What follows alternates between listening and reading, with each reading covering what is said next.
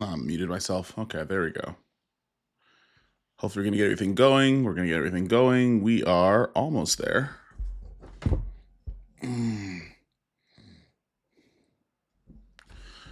Okay, this looks actually pretty decent.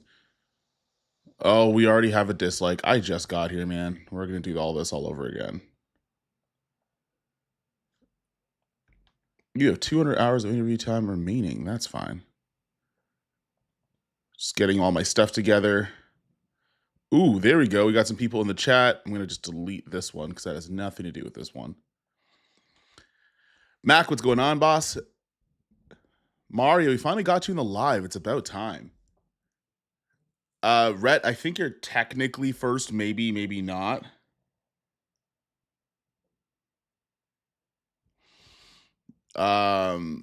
Jeremy, what up?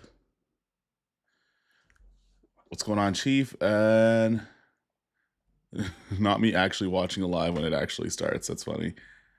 Hey, we in here. Let's run the likes up. Yeah, let's run those likes up because I know those dislike bots are coming in full force. We're already at 4, and we just got here.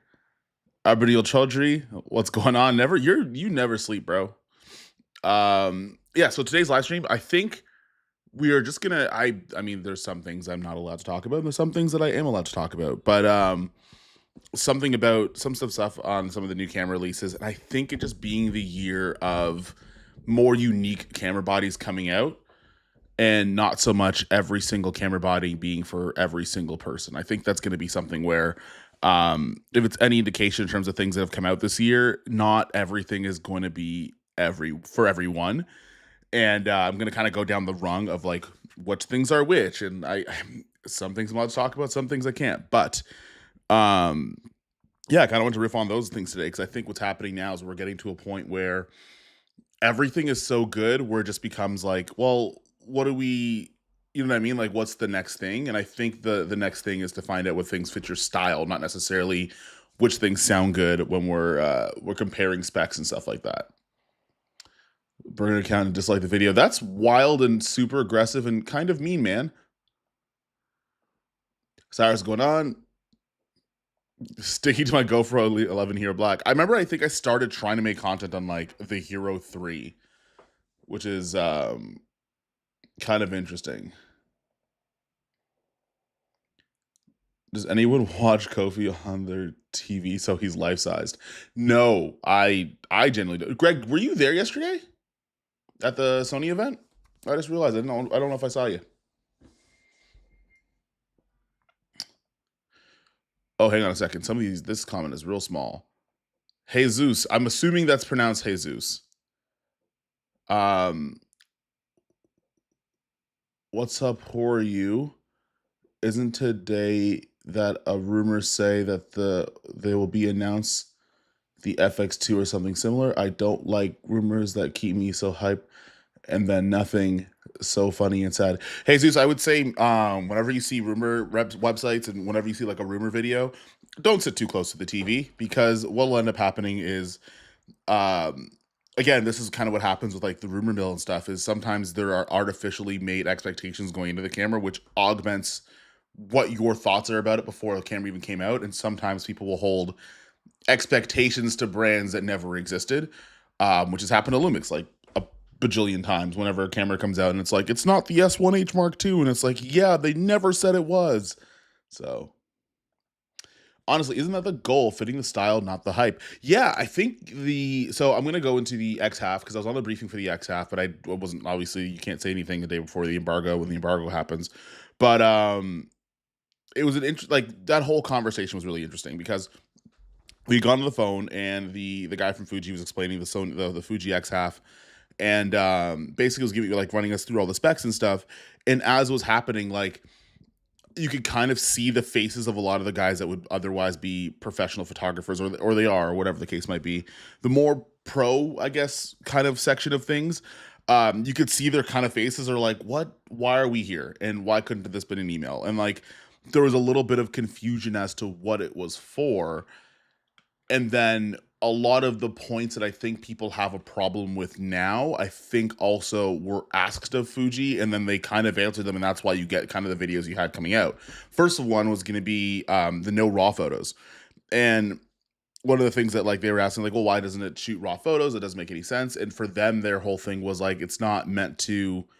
We've taken it away, so it's not meant to be professional. It's meant to be almost like a photographer's Nintendo Switch, if that makes any sense.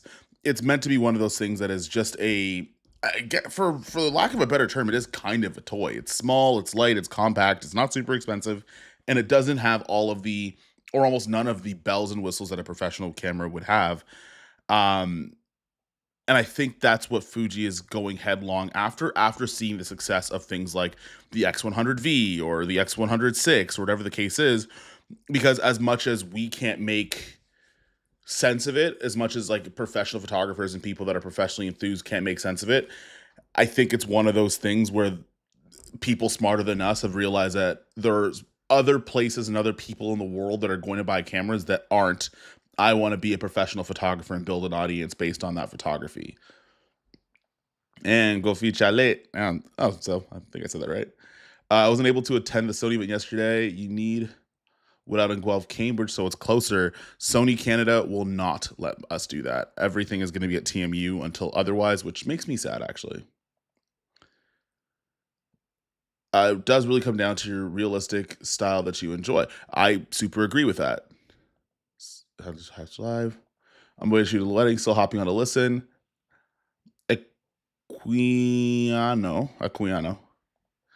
Aquino, or I don't know how to say that right, but I hope I did. The event went really well. We'll talk about the Sony event a little bit later because I think most people, there wasn't a lot of like media coverage for it, but we had a big Sony event yesterday. We had a lot of panels and a lot of workshops, but we'll talk about that later. Fun novelty. It's an expensive fun novelty, but like, how can I shill for the cup? Buy it. I don't have any more PR ones. You're gonna have to buy it. We are truly spoiled nowadays. Legitimately, this is kind of what I'm talking about. So we're spoiled nowadays. Everything is insane. Everything is good, and I think what companies like Fuji are doing is they're saying like, hey, let's make weird stuff. Now, pricing, I could understand that, but I could also in the same breath say like, people buy Leicas for build quality and not like image quality. You could buy cheaper cameras that can do the same job as like a Leica camera because it has a thing to it. Just last week, there was an entire civil war about justifying paying almost $1,000 more for an FX3 versus an S1 II. Someone out there is going to value that thing, and they're probably going to buy it. And I think there's other cameras that have come out and are coming out this year that fall under that same boat where they're made for specific people because everything across the board is good. So it's okay to take certain risks. Oh, it's okay. I did say it right. Hearing that makes sense. I always get the question from non-professionals about what camera they should go for in their everyday lives. Companies have a market to them just as much as us. Yes, absolutely. Because I would say, like, one of the things I think when we were talking about the S1 II launch, why it wasn't the S1, or why the S1 II wasn't an S1H, or there's no box body, or whatever the case is because, like, I'm a professional snob hat on, we're like 10%, maybe 15 of the market. Like, we're not a big part of the market of who people sell cameras to, but we're just loud. We're just super loud, right? So when some of these things come out, you also have to acknowledge that there's like the rest of the world that still consumes camera technology and way more than they ever have. To which I could understand. Like, I don't agree with. Like, I think $850 US is a lot. To be fair, it's cheaper in Canada, even when you do the exchange. But in that same vein, we also have to acknowledge that like other people that use cameras exist, and a lot of the things that we care about, they don't give a crap, and they'll pay for that thing that we don't give a crap about. Yeah, so this is exactly one. The Osmo Pocket 3 would never be used in a pro work consistently, but is so hot for content creators and everyday use. Absolutely. And the argument when the Osmo Pocket 3 came out before it got really popular was exactly that. It was the argument of like, well, why don't you use your phone? It has body stabilization. You could shoot and log on your phone. Like the comparisons between the Osmo Pocket 3 and the iPhone using Apple Log happened very early on. And then what ended up happening, people started to figure out what the Osmo Pocket 3 was for and who they were talking to. And now they can't keep them in stock, even if they raise the price. DJI still can't keep them in stock. So I think that's what it is. There's going to be there's certain things that are out there, um, that despite the fact that might not agree with them as like professionally enthused people are gonna buy them. It's yeah, the $1,000 Canadian toy. I'm waiting for someone to put out a clone for 400. They might, and you're right. 1,000 Canadian is a lot of money. So are new PlayStations, and arguably you don't need a new one every time it comes out. And again, like by virtue of it probably going to be sold out for a long time, and people are going to be posting about it, whether they're scalpers, whatever. You're going to see X half photos all over Instagram and all over threads and all over whatever. You're going to see that content. So someone's buying it, which I think this is where, again, we have to take off our the whataboutisms in some of this camera technology and accept the fact that like Fuji's into the business of making money. So if they're in the business of making money, I don't think they're going to go headlong into something that's financial detriment. They're just not having this. Kind of feels like the conversation when the Burano came out, because a lot of people had a lot of things negatively to say about the Burano. Like even I had negative things to say about the Burano in terms of its price.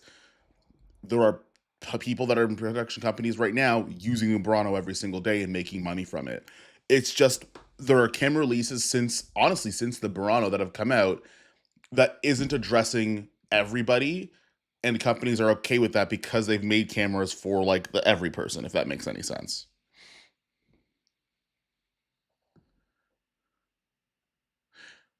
I'm trying to hybrid go into the chat and then also go into me yapping. Hey, Travis, Sunday, currently at a wedding. Just want to drop say hi. Giovanni, you don't miss. Giovanni has been at, I wish there was like an Xbox achievement for how many times people get into live streams, because Giovanni never misses. Any advice for a person that is going to a quick job for various reasons? Jesus, I have no idea what you just said. I need you to clarify that for everybody. Gasha, what up? Can you recommend the best budget monitor? I don't know what to use. Use a monitor that can connect to HDMI, that has the internal tools. If you use Anamorphic, make sure it has D-squeeze, false color, and that stuff. Monitors, I think the best monitor, you're going to pay for a small HD. And that's going to be pretty expensive. But yeah, no, I think like Viltrox, I think, has a new DCX3 or DCMX3. I haven't used it. I have the same Atomos Ninja 5 from like 2019. So I might not be the best person, but I know Viltrox just released a new monitor. Just take a look at that. I think some other companies have to, but I think Viltrox is like the latest one. Yeah, so yeah, the Osmo Pocket 3 was not popular compared to the iPhone until it wasn't. Do you prefer full manual lenses or autofocus lenses? How do you get comfortable pulling focus? So pulling focus is a very tactile skill, which you only get better by doing. In terms of preference, it kind of just depends on what I'm shooting. I think like most of these camera things are all dependent on what you're doing, rather than just a blanket for everything. The Blackmagic Pixis 12K, my favorite cam. I got to use that sensor on the Ursa 12K, and it's good. It's very good. And I actually think it ships. I think it's shipping soon.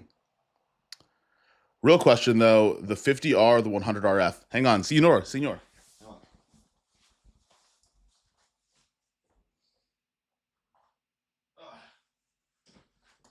Okay.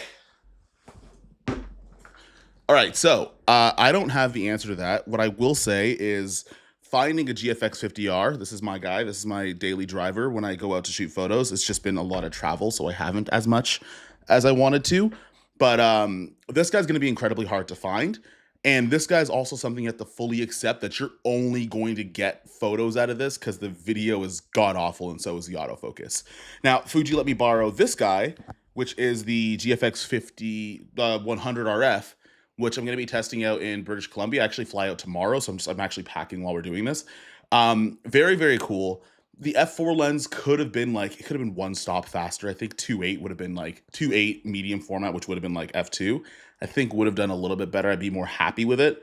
But in terms of this would be like my X half. No, this would be like the Fuji X100V or the X106, because the X100V, like, it's smaller, so it doesn't, like, my hand, like, I can't, if I don't have hand size, then like I probably won't use it. but it has a lot of the same things that I like about the 50R.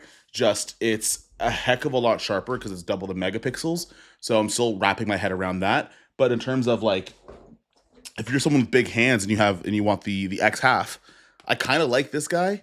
Doesn't have as good as image quality, but the Instax I think is kind of fun as that like influencery point and shoot camera. That's honestly I kind of wish the X half was around that same price, but if you live in Canada, it kind of technically is.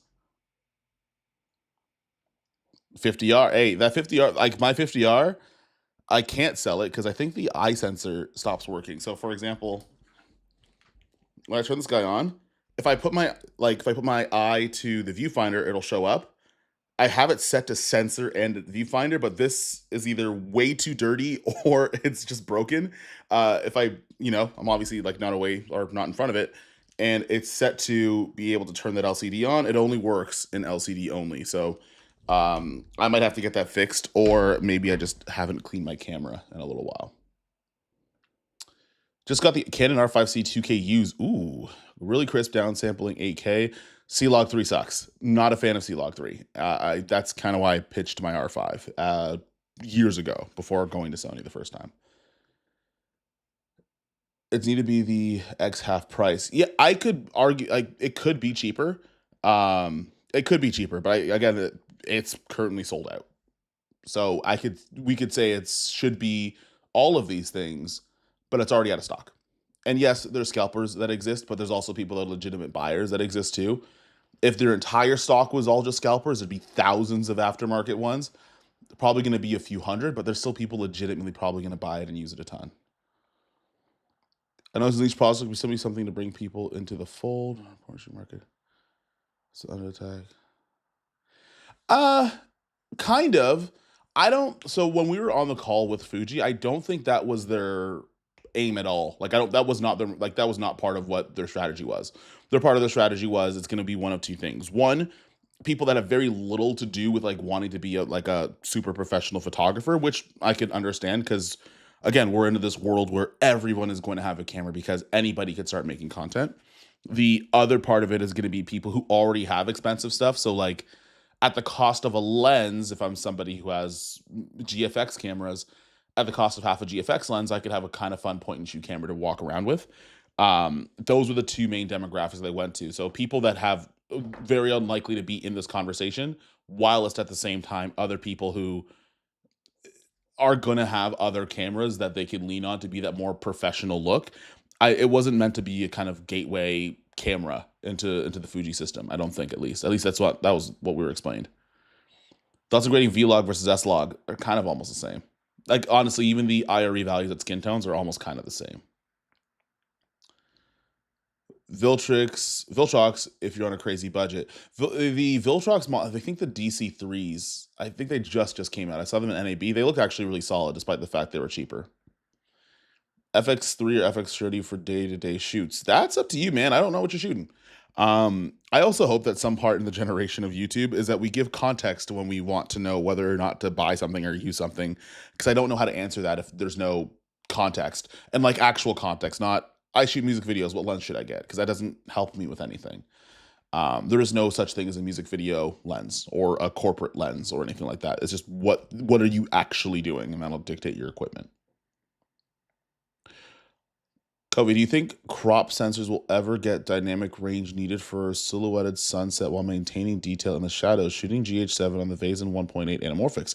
I mean, if the Arri Alexa 35, and one thing I actually took out of my S12 video, because it wouldn't make sense and it wasn't fair, is I try to do a side-by-side with the Alexa 35, not the LF. The LF and the S12 dynamic range-wise, they're pretty fairly close together. On the 35, it's not even close. It's not even kind of close. There's like 3 more stops of dynamic range. And if you can maybe get like halfway there, maybe there's like a stop and a half more than normal that you could put on a smaller sensor, I could say yes. I wouldn't hold your breath. But also I'd say like that silhouetted image while still getting shadows at sunset might look a little unnatural if you get that HDRE look. So it might be able to eventually. I just don't know if that's exactly what you want. What does your process look like when you're working on videos? What formats do you prefer to work on? I wonder if I can pull up. I'm actually working on a Blazar review. It's about like a year in review kind of thing. I wonder if I could share screens here. I don't know what button it is, to be honest with you.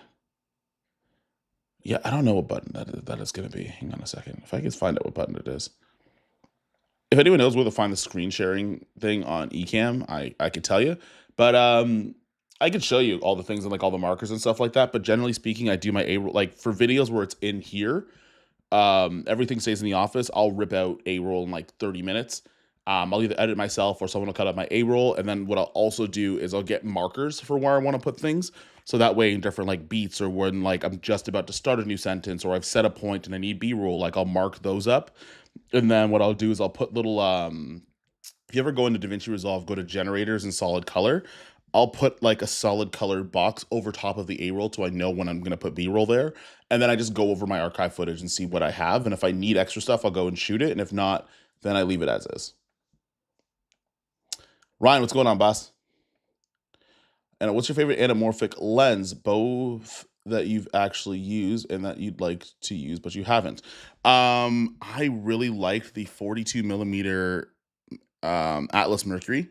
Those are really dope. But I ironically enough, I really like my Blazar lenses, and I'm gonna do a video about them that is coming out tomorrow. But I'm a big fan of those because like you can afford them, first of all. They're 1.5 times, I think, is like the sweet spot for me. I don't want 2x, but 1.33 just doesn't look like I've done much. So I like those ones, and like flaws and all, like it has a bunch of distortion. It's not super sharp, unless you're gonna stop down to like T2.8 or T4. But I'm a big fan of my 45, which I might have broken. But Brendan, if he's here, he let me borrow his 33 for a shoot that we did for 3 days, and I think I'm gonna pick up a 33 and round out my set. Funny enough, I'm using this both for weddings. My rigged FX6 is too much for day to day. I'm using the FX3 for run and gun. Yeah, so there you go. Sorry, I spelled it wrong. Any advice a person is going to quit a 9 to 5 job for various reasons, only have 1 or 2 customers? I start my own content marketing agency. I would say have more, try your best to have more customers before you're deciding to quit your 9 to 5 job. Again, like if the work that you're doing can eclipse a 9 to 5 job, if you're like 70% of the way there, I would just say then take up that time opportunity when you have the extra 68 hours a week to start working on other things and getting new clients. But if you're kind of going in blind, it's not recommended. I'd also recommend having like savings for like 6 months because it might get rough. But yeah, just make sure you're secure in terms of your savings. Then also make sure that you are somewhere on the way to actually getting more clients.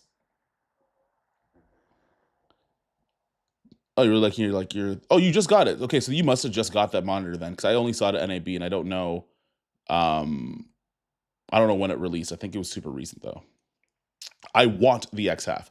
I would love the X half, except one of the things when we were on the briefing calls, I asked Fuji, and it makes me sad that it's not there, and I want it to be there. I asked for hand grips. I'm like, is there hand grips? Because like I can't, like I have the XM5 in my hand, and it looks, the XM5 in my hand is about, I don't know, like it looked like this battery in my hand, and it was so small that I actually couldn't reach the buttons because my hand would run right over it. So yeah, I love the X half. It is half a sensor of a camera, but it's also half of a camera. And it's way too small for me. I'm gonna try it, but it's just way too small. One of the Nikon Z8, but I'm starting to look at the S1R2 more. Even the other S1, I take the higher megapixel and slightly more rolling, slightly more DR over faster readouts. I'm not scared of rolling shutter. Chris said he ain't afraid of no one. But also like, yeah, if you're someone who's not susceptible for rolling shutter and like doesn't bug you too much, if you check out the Maui video that I did, that was all on the S1R2, and the image quality looked really good, especially on those on the Remus lenses. When you're using the Ursa 12K, how much does using the V-mount CFast limit the camera? So if you go to V-mount, it doesn't. I don't think it limits much. I think it's the cards that I think you have to be aware of. No, it's a V. It's a what's it called? It is the V-mount battery. It's not the cards, and it limits you down to about 60 frames a second. I think in all the shooting modes. It won't limit your resolution, but it'll limit your frame rates, which I think is about no higher than 60. Personally, I don't use 60 that much, to be honest with you. So I'm okay with it. Some people might hate that, but especially because when you have the module and the B mounts, you go up to like 244 frames a second. It's something ridiculous. Everything that is relatable. Thanks for the response. Yeah, there you go. Like the Canon FD 24mm f2.8. Yeah, you know what I want to see is I want to see those lenses with autofocus bodies. I think that'd be dope. Hey, we got a little super chat. Equino. I don't. You're gonna have to give me a pronunciation because I hate when people butcher my name wrong. But $4.99. Thank you so much, man. Gotta drop this wedding, Kofi. You're inspiring me to put up more content and grow my brand, Big Hat Media. There you go. Well, everyone that's here, make sure you go and subscribe. Keep it up. Thank you, man. Respects. Oh, I realize when I do that, I gotta go all the way back down. Hang on a second. I thought it was funny how a OnePlus went to the event and was given a camera for free, and they listed on sale the next day in Marketplace. Blatson, I have a question. Is that real or is that true? Because I don't think anybody at that Fuji event got to take the camera home. Or I think the vast majority of people didn't. I heard about that. I never saw the ad. I just heard that this thing that happened. I don't know if that's entirely true. I think maybe someone just said that for the sake of saying it, but I've never actually seen the Facebook ad. But also, like, keep it a stack. If that was to happen and the exchange of kind of covering cameras is, well, we'll give you the value, we'll give you a camera instead of giving you money. If someone sells it on in this economy, truthfully, I don't know if I blame them. In a recession, I don't know. Is it weird? Yes. Do I recommend it? No. But we're in a recession, so I'm like, yeah, if you need the extra $800, like, who am I to tell you to suck it up and be poor? Started using EL zones. How is this non-exposure tool in all cameras beside license costs? Game changer for sure. Mac, I've been pretty decent at using false color, to be honest with you, and not even every camera has internal false color. So like getting the EL zones is gonna take a little bit, but I would like it'd be cool if it was. How about using the A7 III now? Do you think it's still good? The time of which you have the camera doesn't make the camera bad. A7 III is a fine camera if that's the one you got. Are there cameras that are more technically advanced? Yes, it's just, I don't know, the A7 III came out 7 years ago. Of course there is. But an A7 IV coming out doesn't make the A7 III bad by any means. We out here. Yes, we are. I think in the source mode buttons in the top center for the screen sharing. Yeah, it kind of says it, but not really. I don't want to screw it up. I'm going to practice later on. Maybe we'll do some workflow stuff in another live stream. Bit left field of a question, but how do you personally deal today with today's day and age of content creator being a Swiss Army knife, seeing more professional workflows with underappreciated role? You got to decide what you want to be good at, what you want to be bad at. And if you try to be good at too many things, one of them is going to be crappy, if not all of them. I don't mind it. And one of the things you also have to consider is if you were going to be a Swiss Army knife, you can just pay people to do things that you might not like. So for example, when I have a lot of videos, I have a lot of backlog, like I'll pay an editor to help take up some of that slack. Are they in every single video? No. But it's more of trying to figure out where your strengths and weaknesses are and then just pay the people that are the weaknesses and then double down on the strengths and you'll make a lot more. But it is definitely, it's hard. Like you have to kind of learn how to do everything, which is tough. I think the middle button, if I remember correctly. Mac, thank you. I'm going to try it when I'm not on live because I don't know how I'm going to probably screw it up. I'm not going to lie. Favorite movie of 2025 so far?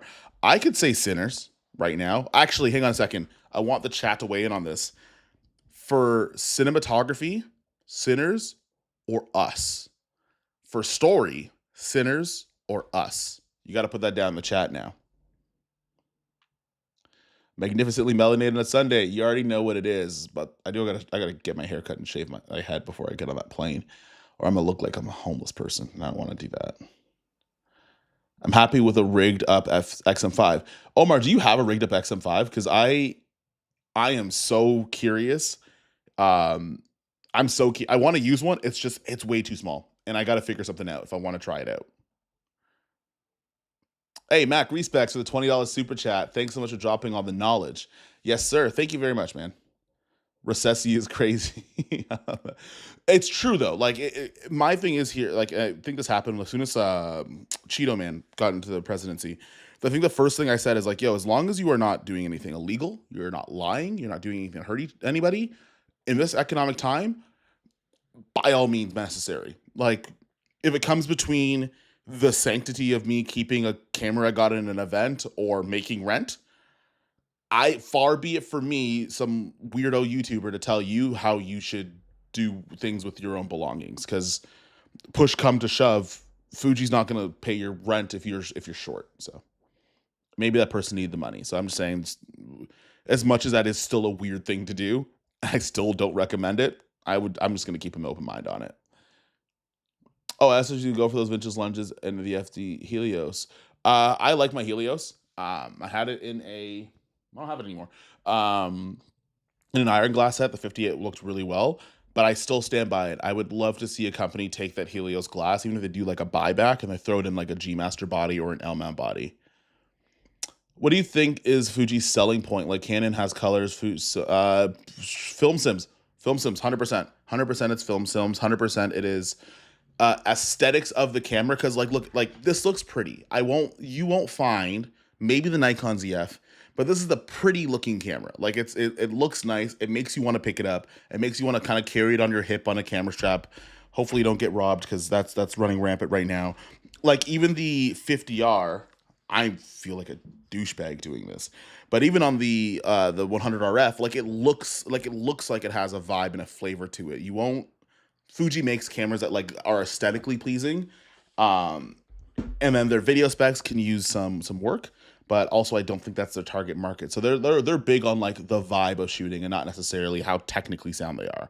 Which I think when you have like your Sonys, your Canons, your Nikons, your Lumix, your Blackmagics, and everything like that, it's kind of refreshing. Is it cheap? No. But I've come to learn that people will find ways to justify what they want to spend money on.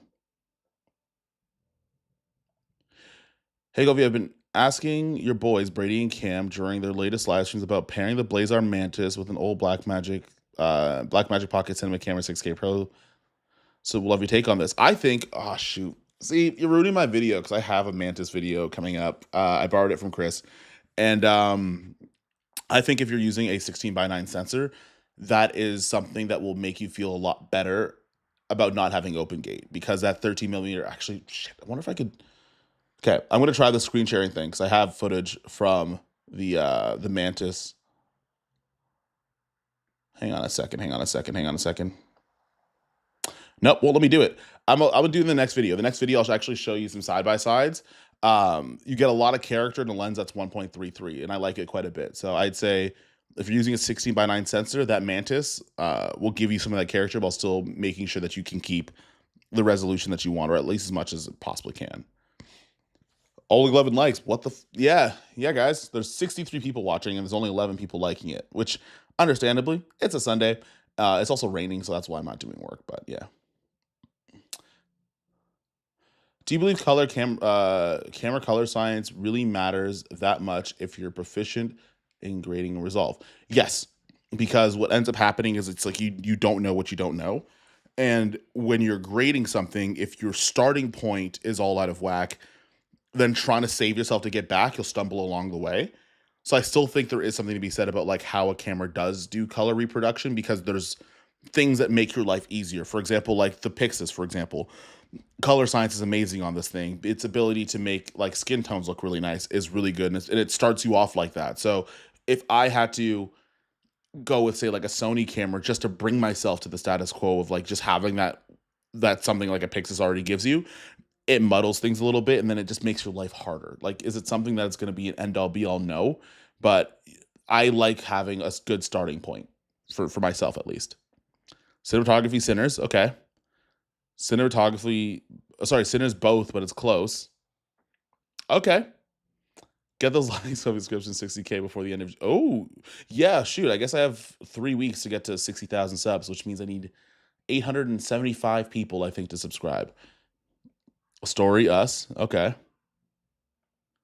Sin is absolutely gorgeous and full of magnificently melanated people. I can't disagree with that. I will still say, if Haley Steinfeld, again, I've said this a million times. If she ever walks into a bar and says that line to my face, I'm folding.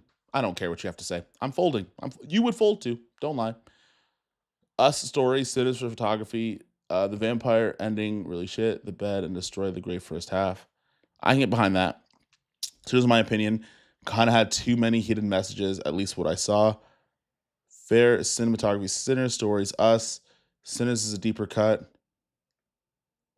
I'm behind on watch a movie, so I haven't seen either. You haven't seen Sinners or Us. Go watch Us like right now. Just Greg, when we're off of this, go watch Us. About the X-M5, I have it. I have the side handles remote trigger ops with a V-mount monitor, and it's less than 15 pounds. I'm so surprised you even got it to be 15 pounds, let alone 10 on the X-M5, because I think it's like not even a full pound of the camera itself. Hey, we got another super chat from Mario. Maybe a hot take, but in terms of taking photos professionally, almost any professional camera from 2008 till now is going to be able to really get the job done. Get a 5D Mark IV, a decent lens, and get out and start making images. That's not a hot take. That is lukewarm, because I agree with you. Like from a straight up taking an image perspective, 2000, like even 20, like 10-ish. I'll give the grace of like 2010, 2012. You're gonna be able to get great stuff out of pretty much anything. There's other stuff like burst rates and being able to shoot certain bits of raw and stuff, like all that others. There's all the other stuff that makes getting the good image easier, which I think where all the money is kind of getting into. And then also like camera aesthetics, like how can it hold in the hand and all the other stuff, the ergonomics of things. I totally agree with you. I think what's happened is photos been good for a long time. It's just all the other stuff to make the photography easier is where people are putting money into. It's a pretty camera. It's okay to flex sometimes. We do it with cars. We do it with houses. We do it with shoes. We do it with so many things. And cameras right now, to be fair, I don't think it was ever that different, because if there wasn't a flex factor for cameras, Leica wouldn't exist, or just it would go out of business by now. Hey, do you think Fuji will make an X-T6 this year? I don't think so, and that's mostly because I don't know much about Fuji's release line. The X half is like the first time Fuji's like, "Hey, we actually want to contact you about this." Unfortunately, a lot of the Canadian creators, we're going to get that X half this month or next month. So when all the embargo and all the release date stuff has already kind of come out already, like that's when we'll get it, which I guess might be even cool. But that's the first time I've ever been involved in like a Fuji release of anything. So I don't know. I'm not familiar with like what Fuji hasn't or has come out with in the last little bit. Film guy, morning, sir. Morning. Oh, I guess it's like 3 in the afternoon. I guess it's the morning. Who cares? James, what up? What's going on, my guy? Who's going to Cine Gear also? Lumix will ever allow ARRI CLR recording in RAW or an external Atomos recorder. So Nomadic, I actually asked this, and I don't think it's possible to do, because how it was explained to me is that it doesn't make any sense to do so. Because if I'm shooting in RAW, I guess technically you could just, like, you don't necessarily need the ARRI C as the log wrapper. They'll just use their own. It was super complicated, and I can't remember. You might have to ask Sean in his next live stream. It made sense when he explained it. It's not gonna make sense when I explained it, but it doesn't make sense for them to make ARRI C available for ProRes RAW or Blackmagic RAW. That's how it was explained to me. It doesn't make sense to use their log curve, because they could use whatever log curve they so choose, because you're shooting in RAW. How do you go about closing the deal with a new client? Under what circumstances would you turn somebody's money away? Aussie, I would turn somebody's money away if, one, it is an amount of... I'm muted. So Aussie, to answer that question, if the amount of money isn't worth the effort, even if it sounds like a lot of money, I usually will say no to stuff. And that was something that I learned to do recently. Sometimes every opportunity is not a good opportunity. And what ends up happening is that someone might say, "Hey, I want to do this project and it's $10,000. And you're like, $10,000, awesome. I've never got paid that money. And then you do it and you're like, this wasn't worth $10,000. I should have charged more money, or it's just, I'm out of resources.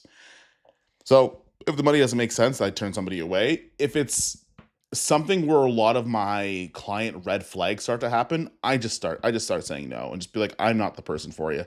Because again, not every opportunity is a good opportunity. So if you start seeing random client red flags, like we need this done on an extremely short, tight turnaround time, and we kind of only there's so many restraints on the shoot itself, I'll tell people no. But also one thing, like first, like should be the first one, is if the client doesn't know what they want, I don't want no part of it because I'm not going to try to spend all my time trying to figure out what you want and playing the guessing game. And just because you pay me thinking that like, well, I own this person because I've paid the money, I don't want to be part of that either. And I normally will just say no if that happens. Uncle Kofi is doing very good, Joseph. So I mean, that's it for checking in on Uncle Kofi, but he is doing very well. I don't agree color science really matters. It's easy now to get an FX3 look like a Pixis. Just take an hour and resolve and match them up with a LUT and boom, never have to do it again. Yep, I could agree with that. I'm just saying it matters because you don't have to take the hour to do it if you already have it. That's where I was getting at. You can, it's just it takes you longer. And if you don't have to do that and you have the budget to make that problem go away, make it go away.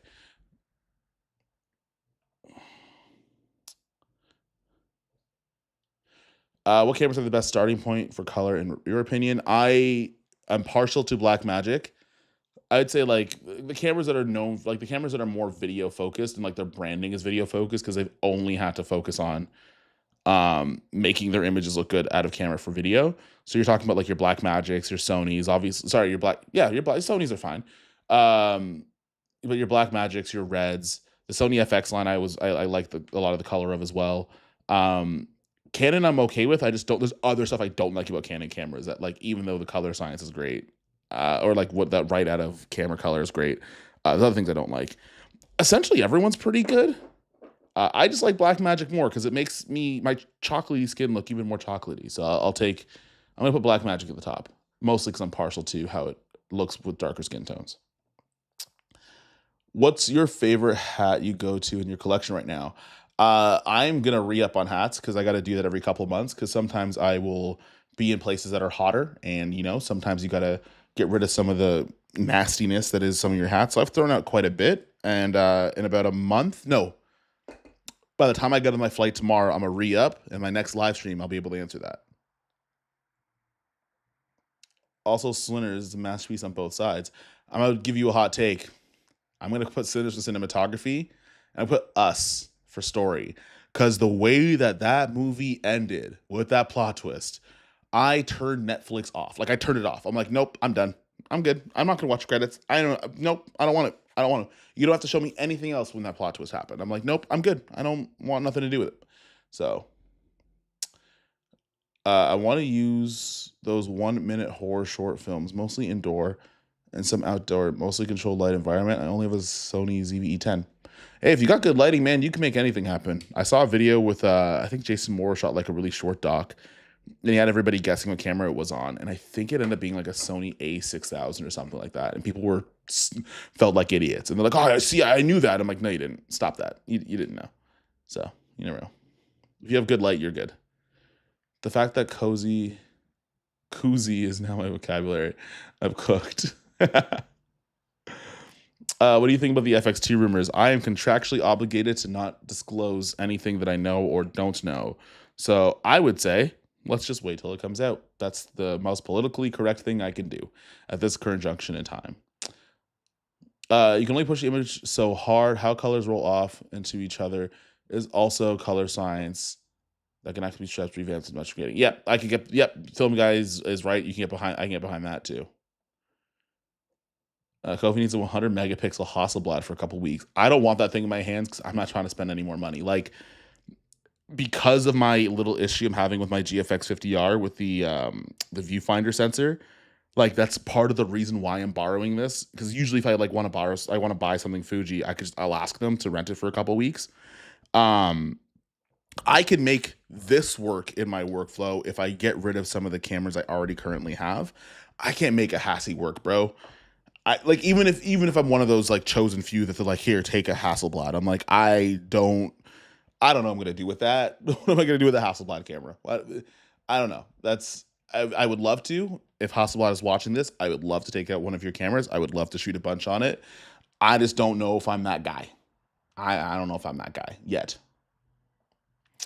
Mario, I think the 5D Mark IV has issues too. If you underexpose a bit to save highlights, the skin tones turn blue purple. And also, if you try to put autofocus on black people, it don't work neither. And that's my problem with a lot of Canon stuff. And it still does not do it well on a lot of the cameras they have. Rumor has a DJI has about to be more in hospital. Also, it's awful quiet about the things are awfully quiet because there's embargoes that you're not allowed to say anything. I don't know if the silence is necessarily because like there's like a vote of non-confidence in terms of the product. I think just people are starting to obey their embargoes a little bit better because some of these leaks and rumors are getting a little bit too hot. It's a little too hot right now. I don't. People aren't trying to get in trouble. So, film guy, yes, but the limit is very high if you expose your color balance right. Push so many different cameras closer, right? But knowing that camera, yes, James. I think we're all in agreement. I think what we're all trying to say though is that being already there saves the time of having to do it, and just the fact that some of these cameras are a lot cheaper now, it's worth at least considering what's going to make life easier if it's going to save time. It's 3 a.m. here. It's morning for me. I don't know why you are up at 3 a.m. in a live stream, but I appreciate it, my bro. Not my bro. Raw log. Yeah, if you know how to grade it, a lot of people like having raw on their cameras and don't know what to do once it's on their timeline. And I know that because there's a lot of people in my DMs asking how to grade log footage, so might be something to keep aware of. First time conversation for a first time conversation goer, which you recommend to attend? NAB, Cinegear, or etc. I think if you're somebody that's overwhelmed by large crowds of people, NAB might be a big shock because when you walk in, it's just there's stuff everywhere.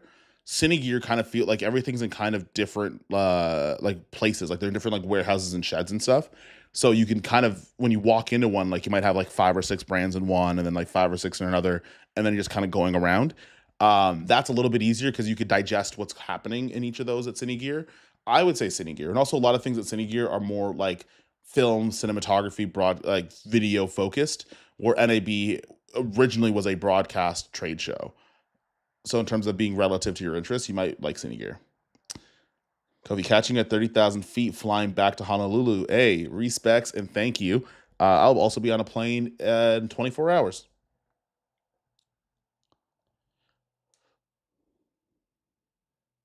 Why don't digital cameras come with film stock color science options built in instead of the original company color science? Would love if Dehancer made a camera with Dehancer implemented on it.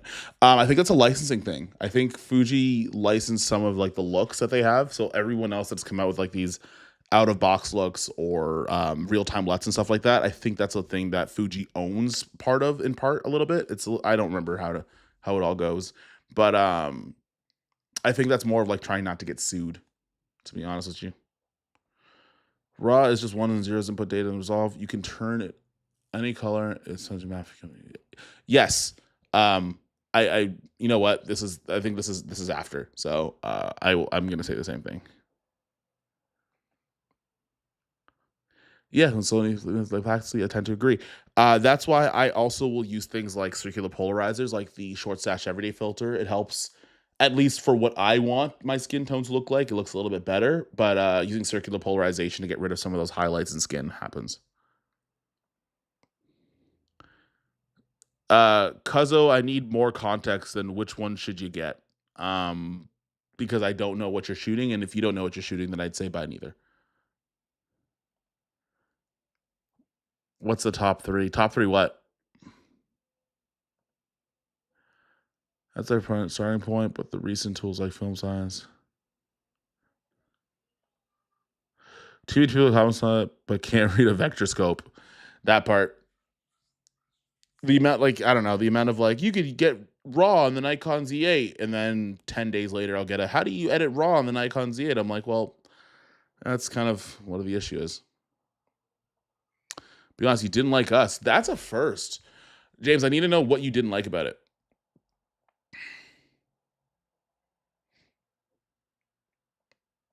Do you take creatine? I have not in a while. That's also because my training is not super consistent. It hasn't been this year, realistically, because I've just been traveling a lot.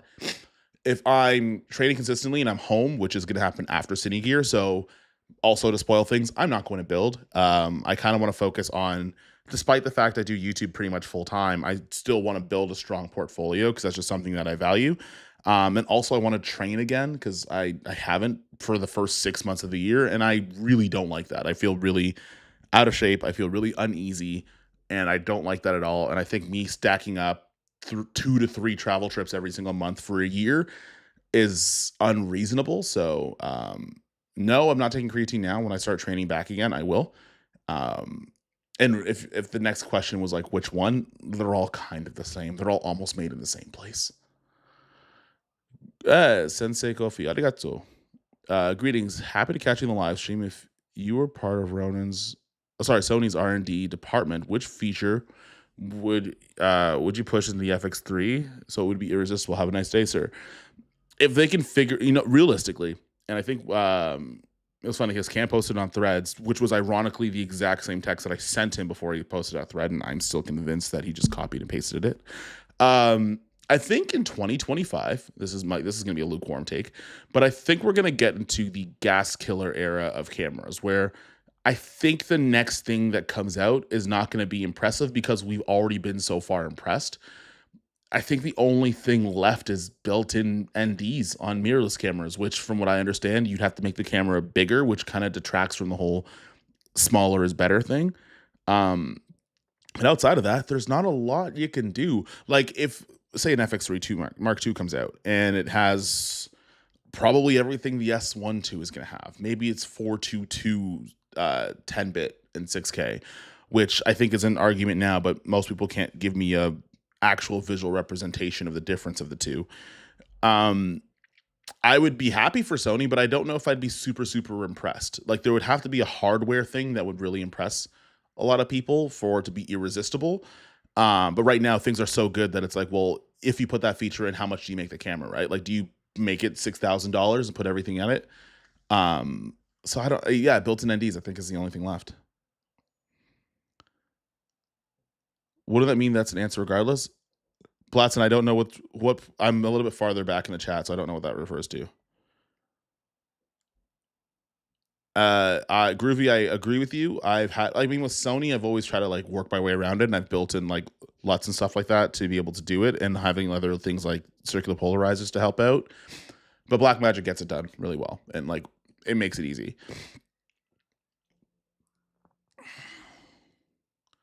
So I'm ready to pull the trigger on the DJI ecosystem Focus Pro handle, hand grip, monitor, transmitter, receiver. Is there any downside to the configuration of having so many moving parts? Not really, in my opinion, not really. If you are going to be using manual lenses, though, one thing I would say is you're gonna have to take a day to what's it called? To calibrate them and make the custom profiles and save them. One thing that I like, sometimes the reasons why I won't use my Focus Pro and manual lenses is that like I just got them and I don't have the time to calibrate every single one. So you might have to take some time to do that. But outside of that, like I still use the hand wheel to pull focus on the single digit times that I first AC. And then I use the Focus Pro when I have lenses that I already have calibrated. What do you think about AI with sound now? What's going to happen with AI? We were talking about this yesterday at the Sony panel that we did. Is we're all going to freak out for about a month, and then we're all going to go back to what we're doing. And that's like, and some people will use AI to make memes. Some people will use AI to make videos even.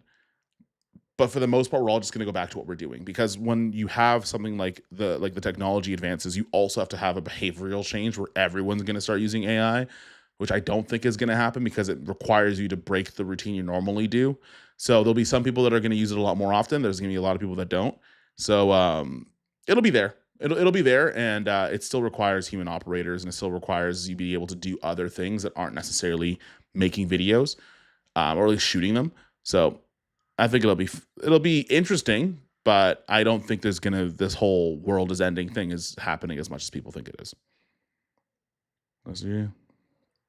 Also, there's an FX30 Mark II as well. Absolutely not. That thing just came out, bro. Let it breathe. Let it breathe. This is the problem that we have with everything. A camera will come out, and then we'll be like, cool, when's the Mark 7? And you're like, it just came out, bro. It's not even on the shelves yet. There's already people being like, where's the S1H2?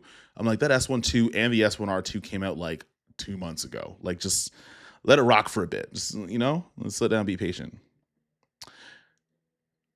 I was go back and watch the last episode of House MD, and it was shot entirely on the Canon 5D Mark IV. Kind of shows you how lighting and lenses are important in the camera. Absolutely. Um, we just did a 3-day shoot in Barrie for a local gym, and I just shot on the S1 II and some Blazar lenses, and I was like really, really impressed with how it looked. What will happen if you betrayed the embargo agreement? So it depends on the type of embargo agreement, but you can be sued for a very large sum of money.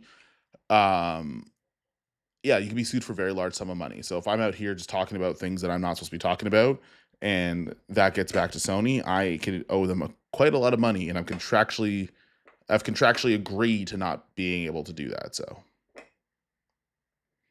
just use the manual focus with a small rig tilta. Yeah, you could do that too, but the DJI ecosystem puts everything in there, and I kind of like having it. So yes, that's exactly it. Yeah. Color science and how you deal with it is going to be a case-by-case thing. Some people are going to enjoy that process. Some people don't want to have to do that process. So it all kind of depends. Whatever happened to the magic lantern processing? Noah says, it seems no camera company is stepping up to be as successful as the platform.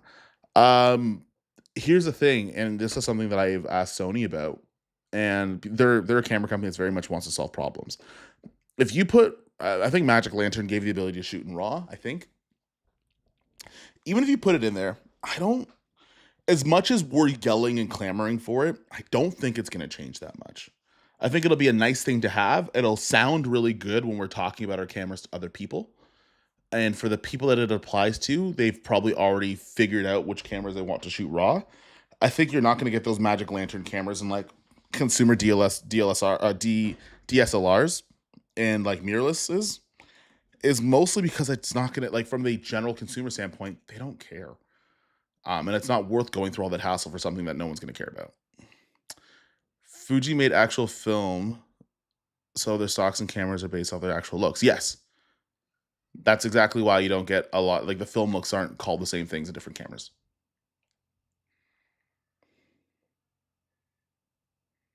Oh, when you're talking about cameras, talking about mentioning the top 3 video-centric brands, I guess that'd be Ari, Red, and Blackmagic, because they're the 3 that don't make anything else but cameras that do video. I wasn't a fan of the ending, even though it wasn't a long movie. I felt dragged through certain parts.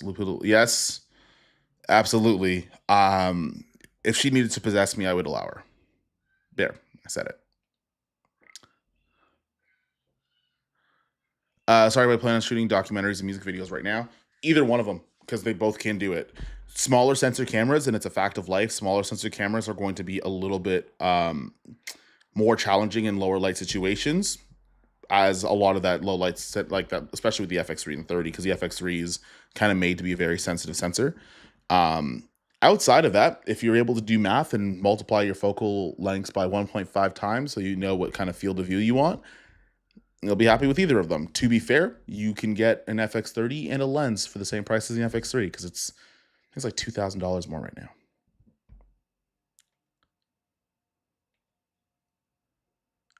Yeah, and emails. That's literally the only thing left. And if a camera can do it, then it'll be great. Even if it's like a small camera, like what was the little, I can't remember what they're called. The BS1H. Yeah, there's a BS1H. Yeah, there's a BS1H. Even if you put a little ND filter in one of those guys, monitor notwithstanding, like, I think it'll be fine. I think it'll be cool.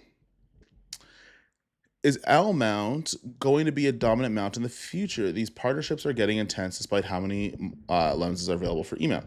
I think it's going to be contender because you're going to have all the brands that originally made. The reason why third-party brands had made E mount lenses versus the L mount lenses is because there wasn't enough L mount cameras around to make it worth making and mass producing L mount lenses.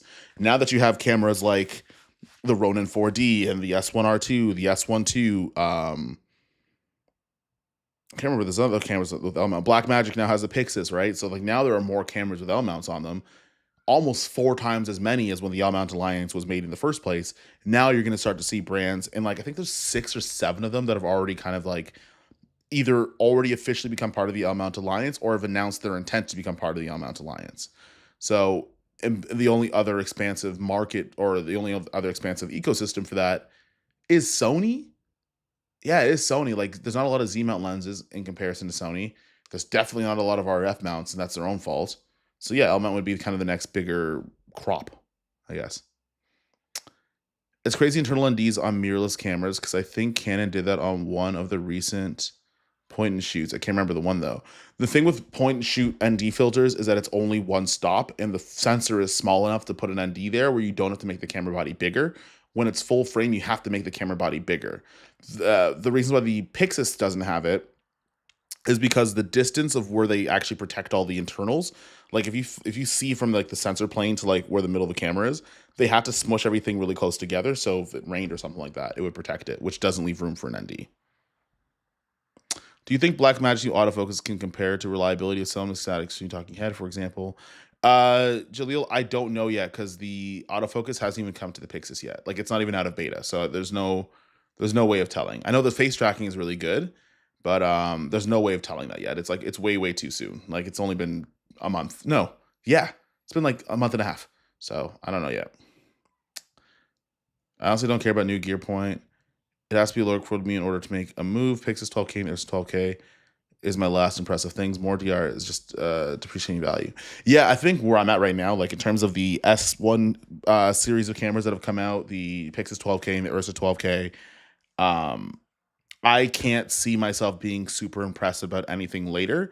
That's not to say that I won't cover them because I think they're interesting. But in terms of like things I'm excited about, there's not a lot past that point. To be fair though, when I was talking to Lumix about this after the S12 launched, like a lot of these new cameras aren't to entice guys like us to switch. They're to give people a good jump on point before they make the decision in the first place. Because that's a way bigger pool of people. Like, I think the whole conversation around the S12 being an FX3 killer and, oh no, I have to sell all my Sony stuff, I'll never do that, or whatever the case is.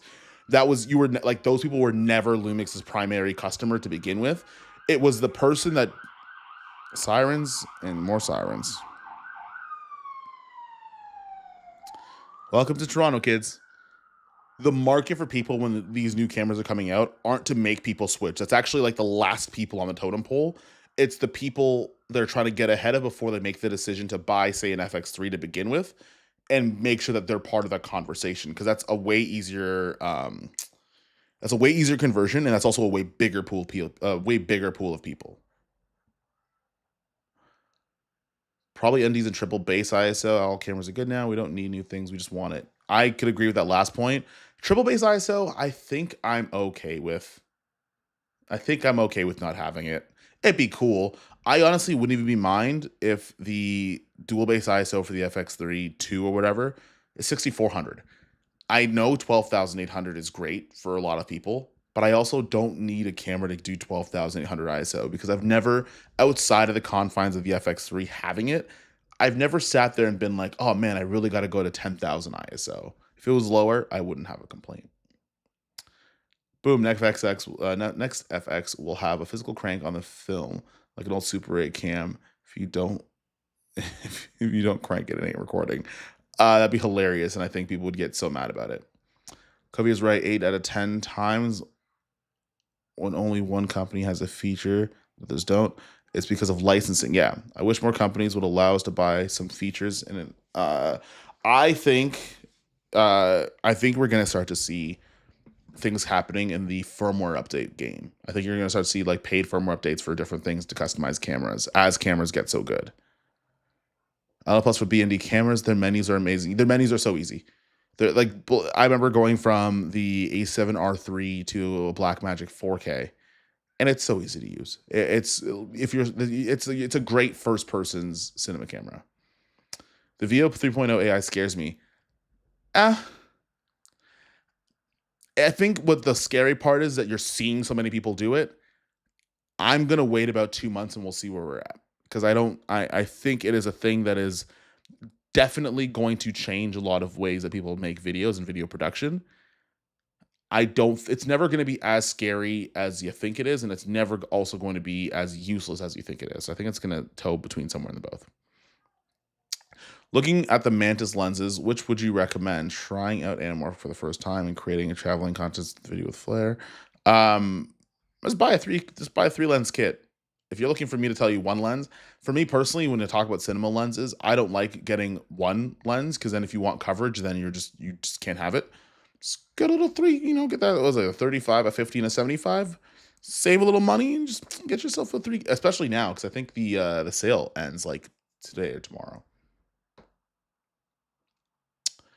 For that 70, they had to make cinemas cameras so big in order to do it. As Kofi said, the issue is most people want mirrorless cameras small. Yeah, you're not going to make a ND filter, a variable ND filter that's small enough that's going to fit like an FX3 body. It's technologically impossible. Yeah, that's also true. I think there's going to be some sort of step in because I think, and unfortunately, what's going to end up happening is that there's going to be a bunch of ravaging of terms of AI, and then I think once it starts affecting bigger corporations negatively, then the government's going to be like, "Hey guys, hey, we should chill out. We should chill out with the AI stuff." Unfortunately, it's not going to be us peasants that are going to be affected before these companies start doing, or before the government starts stepping in multiple countries. It's probably going to be the larger corporations that might see negative impact from it if they see them. Gotta stop worrying about what's the next camera. Shoot the camera you have until you need a new camera. So, James, I agree with you, and that's why I said a lot of these new cameras that are coming out aren't for people that already have their setups already good. It's for people that haven't gotten into that ecosystem and they have a better starting point. Because then the same thing could be said about like getting a Pixis or getting a Blackmagic 4K 5 years ago. Someone would say the exact same thing, but as somebody that's coming in that wants to have a good starting point when I get in, especially if I'm going to spend arguably around the same kind of money, that's what a lot of these new launches are for. They're not for people. They're not to entice people to switch. They're very much for new entrants, or if you're disgruntled with your camera system, place to go. I don't care if the Pixis is Netflix approved because if Netflix wants me to shoot something, they're going to pay me enough money that I'll buy whatever Netflix camera they want. And I've never heard of Netflix not taking on a film and putting it into the catalog because it wasn't on an approved camera. That's never happened. I think Netflix approved is a very good marketing term, but for the most part, it's not negatively affected anybody in not being approved, and I can guarantee that almost. As someone who lives in Aus on the sunny side of the country, dynamic range still needs improvement. Can't expose the sky in darker skin tones. FX3 on a normal day outside. Hey, you got dark skinned people in Australia? I'm just asking. I'm just wanting to know. I have not seen one dark skinned brother in Australia. It's a good point. You made a good point. You made a good point. I've not seen a single black person in Australia.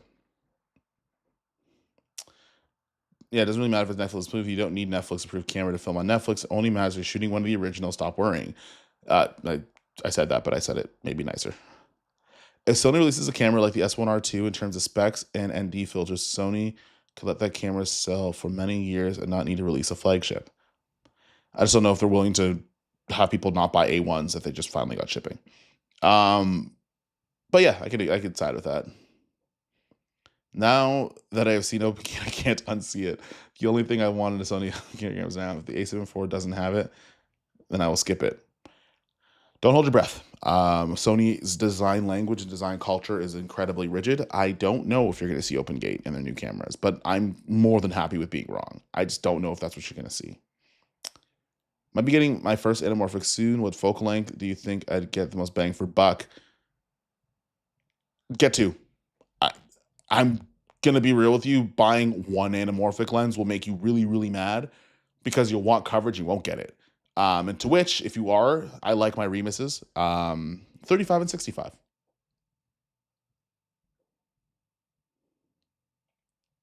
They can't sue me. I'm Australia. Never find me. There's a Sony Australia. They definitely can. And they definitely can't find you. Nice looking, waiting for a full frame Anamorphic. I nearly bought the Sierra. I decided to get. Oh, fair enough. I were talking about the FX3 Mark II. I got it, but I think most of them don't need an FX3 Mark II because most of the features that are needed are already in the Mark I. Keep rocking with an FS7. I agree with that. I think what ends up happening is that people want an FX3 Mark II because other brands are making cameras right now, and there needs to be that whole like, well, Sony's making this. Like someone might say like, oh, the Nikon Z8 could do more than the FX3. I think some people want the FX3 to come out, so there's a rebuttal to saying something like that, right? So, for example, I said it in my S1 II video, and I said, like, to be truthful, it's $700 more expensive, and it doesn't do as many things. And until that changes, my opinion is if you had the money and you had neither camera, the S12 is a bigger value prop.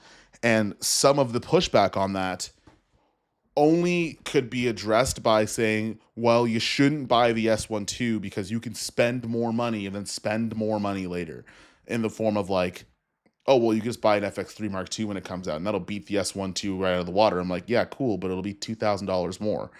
Again, those are just things that sometimes are just used as a rebuttal for certain things. So in the conversation, it's easier to have that conversation. I'm very behind on this chat, so I'm going to keep speeding up. We have in-body stabilizations and things like the X100V, so not out of the question. I also think it's silly that the A9 Mark III can shoot photos in 120 but can't shoot video. Maybe I understand. There's more processing capacity and more processing needs to be able to shoot open gate, especially if you're talking about like 120 frames a second. And the X106 does have an ND filter, but it's only one 4-stop ND, and the sensor is smaller.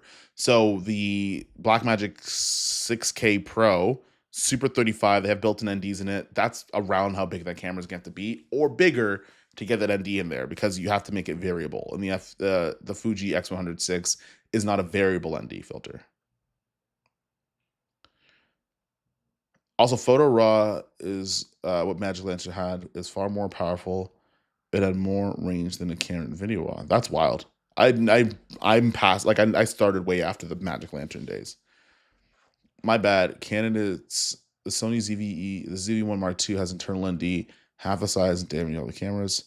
Had to go back and watch. Yeah, so same thing. It has an ND filter, just the sensor's tiny, so it can do that. But if you want to scale that part up to fit a full frame sensor, the camera has to be bigger.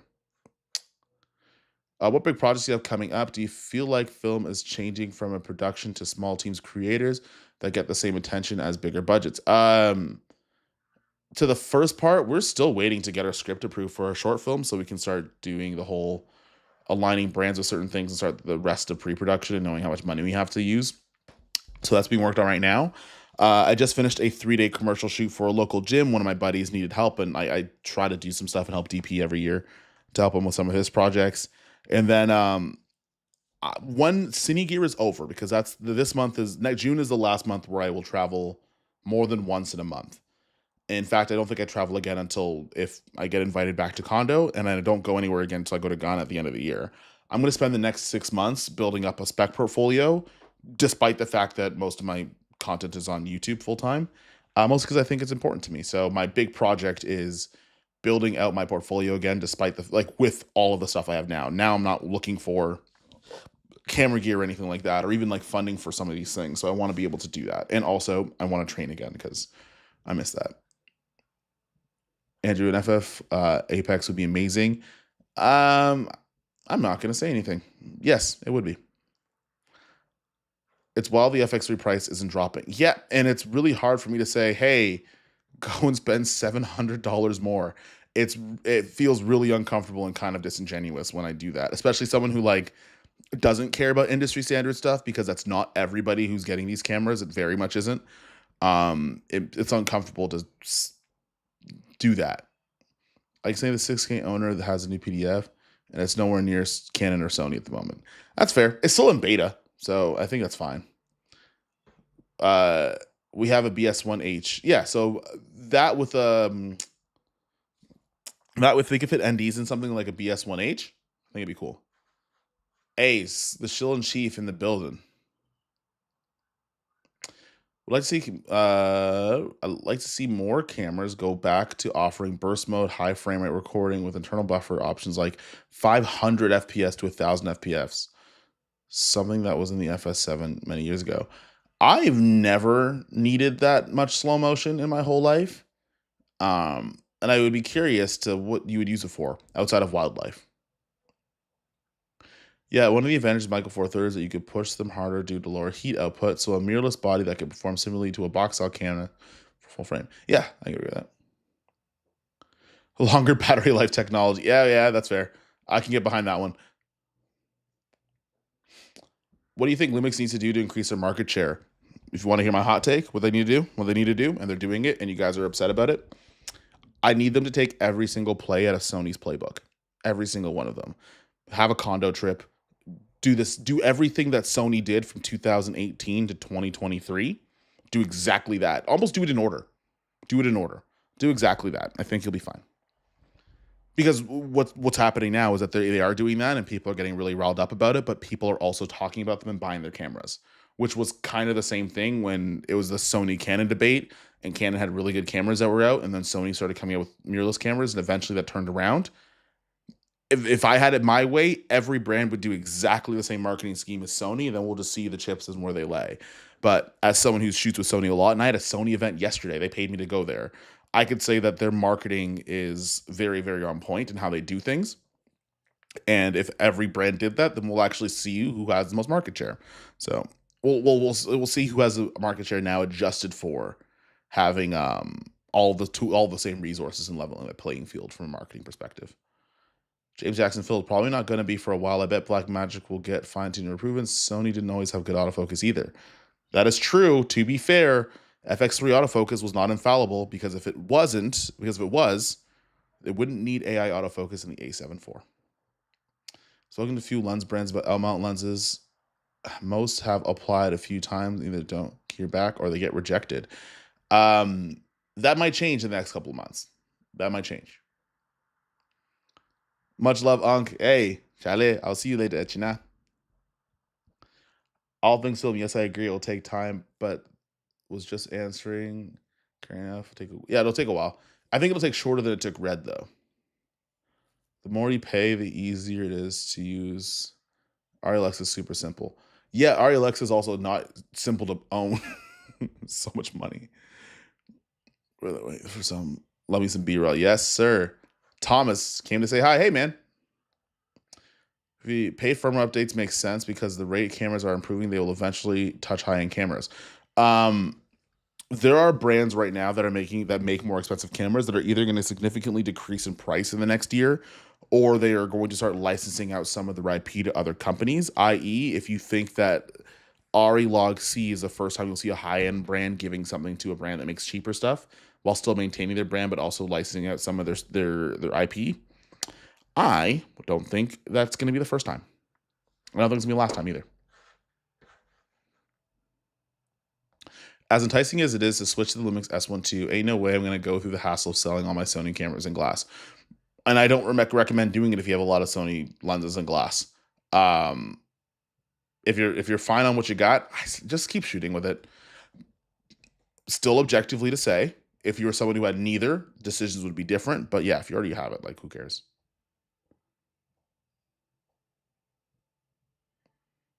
Yeah, I'm not against that. I mean, no. I'm not against using AI to benefit yourself financially in a better position. To be fair, though, when this AI stuff starts to come out, we're going to probably be the people that have already made videos. We're going to be more adept at using it because we know what we're looking for. With this whole VO thing, you're going to have a bunch of people that don't like. Imagine your clients that can't articulate what they want from you from a client shoot. Now we're going to talk to the robots to do it. They'll be there forever. What's going on, Dom?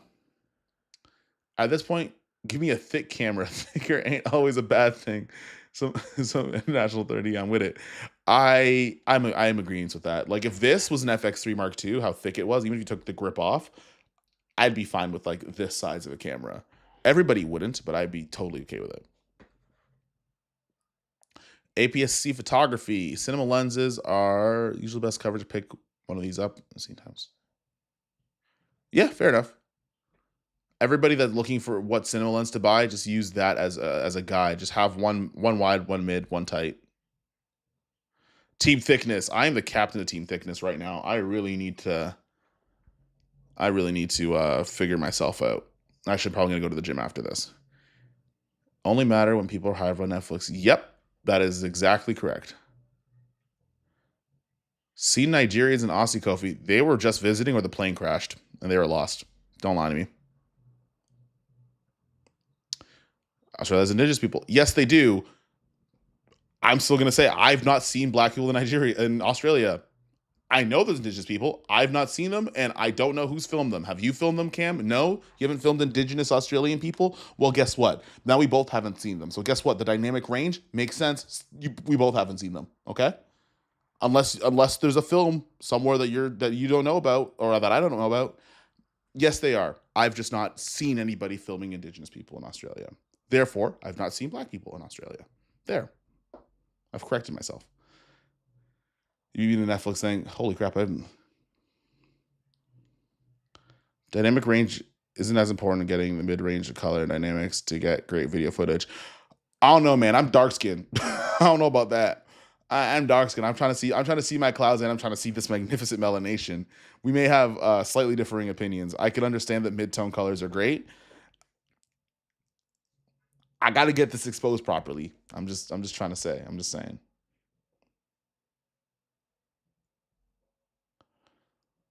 I haven't seen that one yet. I'm gonna watch it. I think it's AI Has No Soul. If you guys have seen that. What's your thought on Sigma Cine zooms? The Sigma regular zooms with gears and better build. Because the glass, I think, for the Sigma Cine zooms, I think they're the same glass. So if that's a workflow that you want, um, yes. But in terms of like if you're looking for like optically different lenses, I don't know if you're gonna get them there.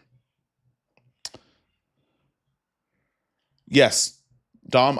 This is the one feature that I have bugged Sony about for years, and it doesn't sound like they want to hear me say it anymore. But I would love to see the FX6 Mark II have a 3.5 millimeter jack in there. They're taking me back to Sony if they ever. I think I fully said it when I sold my FX6 for the Komodo X that if an FX6 Mark II comes out with like a couple minor updates and a 3.5 millimeter jack, I will be held accountable to buying a new one, whether I need one or not, because I did say that. I think I'll go the same way of music streaming. If you start off with people streaming music, became so big, the industry has to change to accommodate. One thing is the industry is going to change to accommodate, right? I think right now it sounds very scary because for the first time, like our generation has text-based platforms that you can see people's opinions in real time. So it's easy to get really excited about something, but it's also easy to get really scared about something at the same time. Your question, outside of the RF commitment, is the R5C still comparable with the new higher megapixel sensors? Yeah, yeah. One of my buddies has the R5C. The thing I don't like about Canons is one, the autofocusing on black people. Two, they never gave all of their cameras C-Log 2. And three is that closed off lens mount, which I still think is a dumb idea, and I don't think it's a long-term sustainable solution. Omega isn't even on the Burano, so definitely not coming to the FX anytime soon. Praying to be proven wrong, though. Kind of is. Not really, but it's their best try at it. Kind of. Maybe.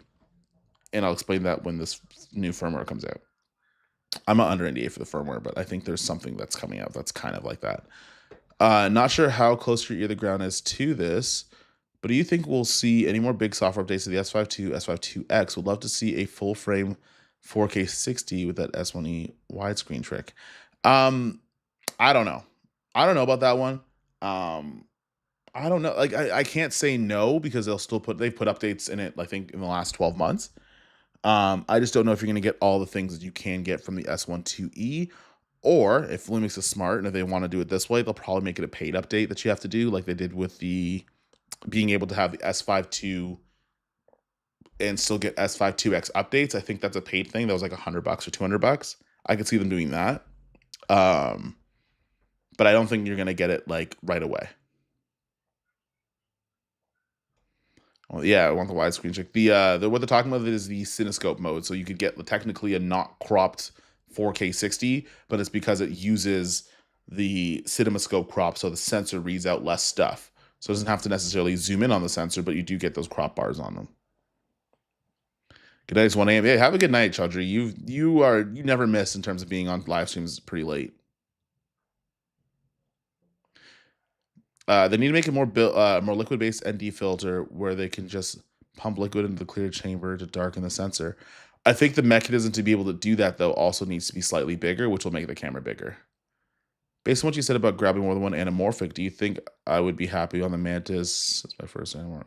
Yeah, probably. Like, literally, if you're going to buy cinema lenses, I think buying two. I usually buy 2 or 3. I won't buy a full set of like 6 right away. 2 or 3, at least it's enough that if I want to get multiple different angles, I can. I tried just having a 33 millimeter Sure lens on its own, and I got really, really mad because there wasn't other ones, because everything is a wide shot, and I'm not a fan of that. Yeah, we have so many skin tones in Australia. I live in the suburb where it's white passing. I'm a minority. White people awkwardly not me in the shops. That sounds wild. And also, I don't know what they're going to say to me if I start walking in their shops. Thousands of bullets in flight. So, Dom, if you've ever heard of it, it's called a Free Fly Ember. It can do that. I don't think you're going to get that in some of the FX cameras because there's a Free Fly Ember now. So there are specialty cameras that can do that. How can I get invited to that trip? Are you talking about condo? I don't know. I don't have the answer, because I just got an email one day in 2023 and I thought it was a scam. And then it turns out it wasn't a scam, and I started going to condo all of a sudden. Like, I couldn't tell you. This kind of happens. Fuji just had a free event in LA. I had to. Oh, you mean like in terms of like in-person events?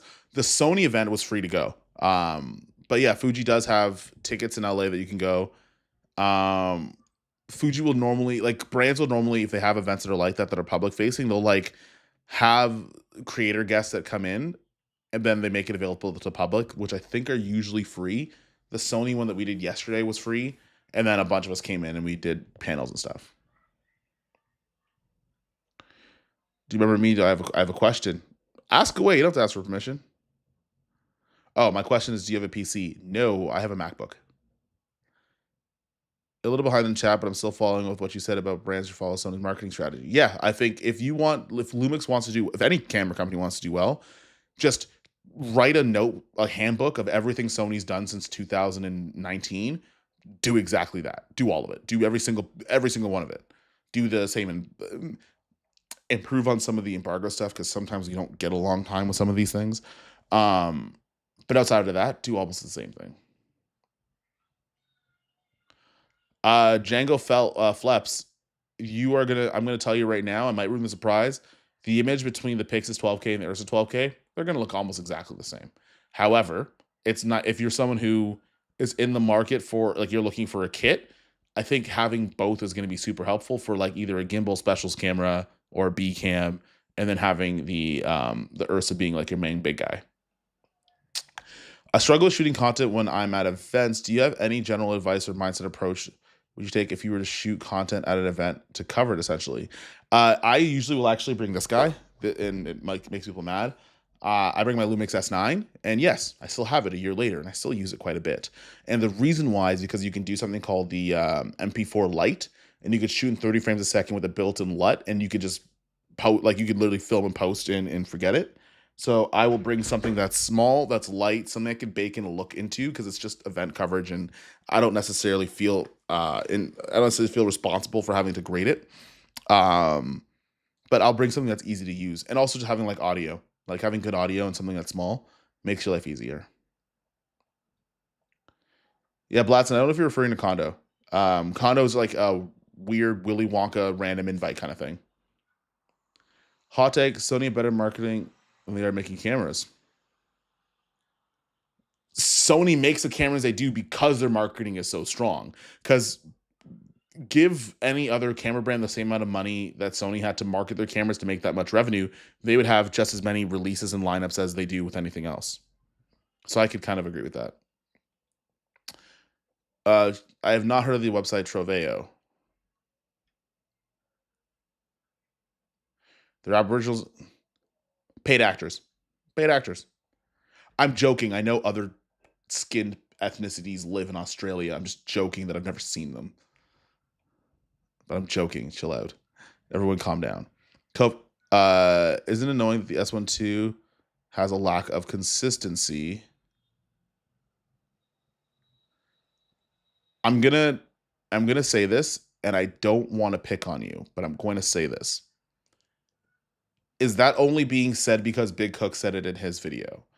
Because if that's the case, then what I would say is that I'm not a fan of regurgitating other people's opinions, because I like that sometimes that makes sense for some people and not other people. No, it doesn't annoy me that there is a lack of consistency. And the reason why, and I'll explain this. One, the S12 has 422 10-bit. You just have to shoot it in 4K. And two, for the most part, most people even Gerald Undone did this video. He did it a few years ago. Most people, I don't think, will be able to discern 420 and 422 in most situations. For example, and Cam's in the chat, and I'll tell you right now, Cam's been shooting open gate 420 for like a year now because he's been using the Lumix cameras to do so, outside of some of the Red videos and some of the Pixis stuff. So for me to say that it's annoying having only 420 while watching somebody else make really great content and really good stuff that can be used in professional application that most people, I would argue, would only dream of making, that would be would be inconsistent because I'd be a liar. So that's my 2 cents on that. But no, doesn't bother me in the slightest. Those are gives and takes. And if I want 6K 422 open gate with autofocus, I would probably have to buy a more expensive camera, so it doesn't bother me that much.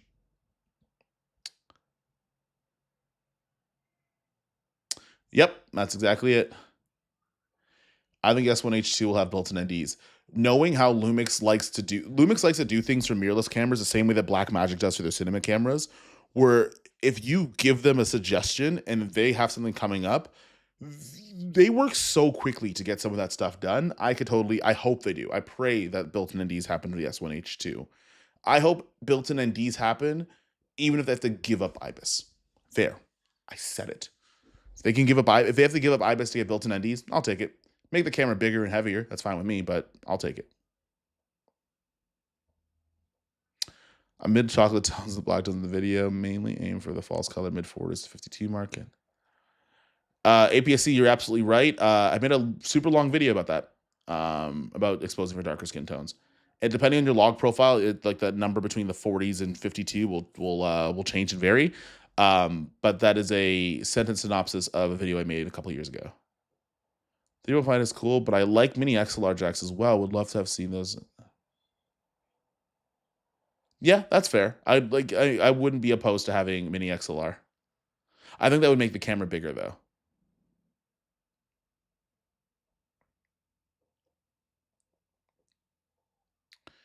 What an S92. No, you know what? I just want a viewfinder. I don't know why. Like, I can make do without the viewfinder. I'm fine with it. I'm fine with taking photos without it. I do it fairly regularly. I actually got these little guys. These are Sigma I lenses. These are pretty tiny. They're actually smaller. Like, oh shoot. I took it off of the back cap.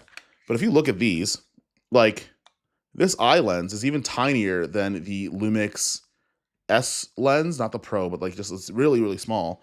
I would love to see a viewfinder so people will stop complaining. And then I would also like to see more of these eye lenses in there. And maybe like a pancake lens or two. Condos for content creators exclusively. 3/4 true. The 1/4 of that is there's also going to be people that were on sets of different movies that were shot on Sony cameras. So when I think it was Gran Turismo came out, that was my first condo.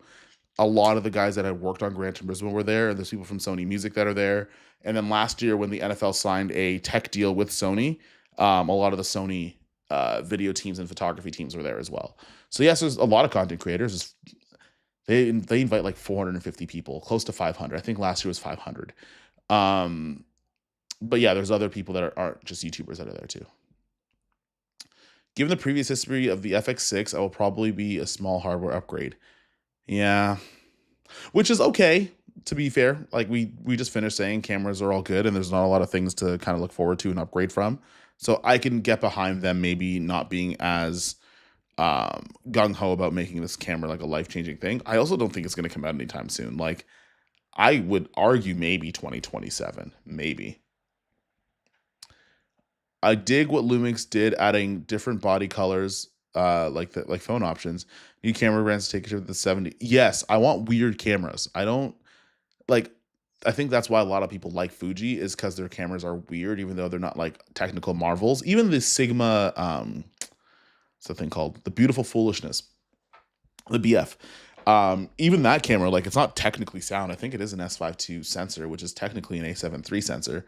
But the camera looks pretty. And I think people, like, when everything is so good and everything is more than passable, I do think what we're looking for is a little bit of individuality and personality. Hey, Cozy, what up? I have the Pixel 6K heading my way. Do you have a trinity of lenses that I should try to acquire experience for general use? I think no. Actually, when I think about it, I don't have a wholly see. I have Lumix lenses that I use on like my other S cameras. I don't really like my Trinity. Truthfully, is for the Pixis is the Remus set. It used to be my D's and O's, but my D's and O's got stolen. But it was for it literally, quite literally, now is my Blazer Remus set. So I have the Remus A set, and that's kind of, I guess, my holy trinity. Because whenever I shoot on the Pixis, that's generally what I'm going to be using, unless I'm asked otherwise. How to get started? Do you have any videos on your story and mistakes that you made? I have a few videos on mistakes that I make, and usually on breakdowns, like I'll talk about when I screw things up. But and by way of starting, man, is just figure out what you're interested in, turn the camera on, yap for a little bit, and then just post it. Because like, unfortunately, or maybe fortunately, everyone's first videos suck. My first videos suck. My first video, my intro was chugging a gallon of water. That was the intro. Didn't care. And that was cringy. That was also only 3 years ago. And you learn things and you pick them up from data and stuff like that. So I won't get into like story and stuff in terms of like the beginnings and the origin story because I don't think anybody cares. Um, but yeah, I'd say if you ever go to Mid Convo, that's another channel. They do their podcast. They do like a creator podcast in seasons. It's like 45 minutes long. And if you guys want to check that out, that definitely will have a lot more of that if you want to check that out. We need an S9H to compete with FX2. I don't think we need that just yet. Here's the thing. Here's the thing. And this is something we all have to consider. We all just spent a bunch of time talking about how we don't want to switch cameras because of the hassle of selling everything off to buy new ones. We can't then at the same time talk about all these new cameras that need to come out, so we would maybe switch to them because we just said that we don't want to switch in general anyways, even if the camera is a higher value prop than we previously have. So yes, it would be cool to have those things, but I think a lot of the times when we talk about these things, we're hoping that it exists, but we're not actually going to spend money on it, which is the precursor to it existing. But yeah, just consider that part. Central, no, it's not. It's not. It's not. It's not. There isn't enough. It's not. Um, what I would challenge you guys to do this. I would challenge you guys to do this, and it has to be your own footage. I want you to take a clip in 4K 420, 10-bit. They both have to be 10-bit. 10-bit 420, 10-bit 422. And I need you to tell me in your own workflow, not a YouTube video that zooms in at 800%. None of that. It has to be your own workflow of where 420 cripples the thing that you're doing. Outside of green screen chroma keying, I would venture to say most people don't have an issue with it and will never have an issue with it. At the cost of being able to get a full frame 6K open gate image. I would venture to say I don't think most people are going to notice or care. Oh, your videos about freelance work are such a help. Now that I'm starting to do freelance, stop me from making a whole bunch of mistakes on a boxing promo I shot with a buddy. Hey, Django, I respect that, man. I'm going to start putting... The hard part about putting more of those is that now that YouTube's full-time, I don't freelance as much. But again, coming back from Cine Gear, there's going to be a lot more like spec projects I want to do with my friends, and I want to treat those as if I was doing... I want to treat those as if they're productions because I can afford to put money into them now, which is really good. We have a new channel sponsor, which I'm super excited about because I've worked with them a bunch and they like me enough to keep me for 6 months, which is till the end of the year, really. Yep, that's Senor Marcus, Marcus. That is, I'm on that. I'm on that wave. I'm okay with giving up IBIS and having the E-Cropless if I get built-in NDs. That's a hill I'm willing to die on. Mini XLR would be great on all cameras. Example, Zoom, FHN would mix. Yeah, I agree with that.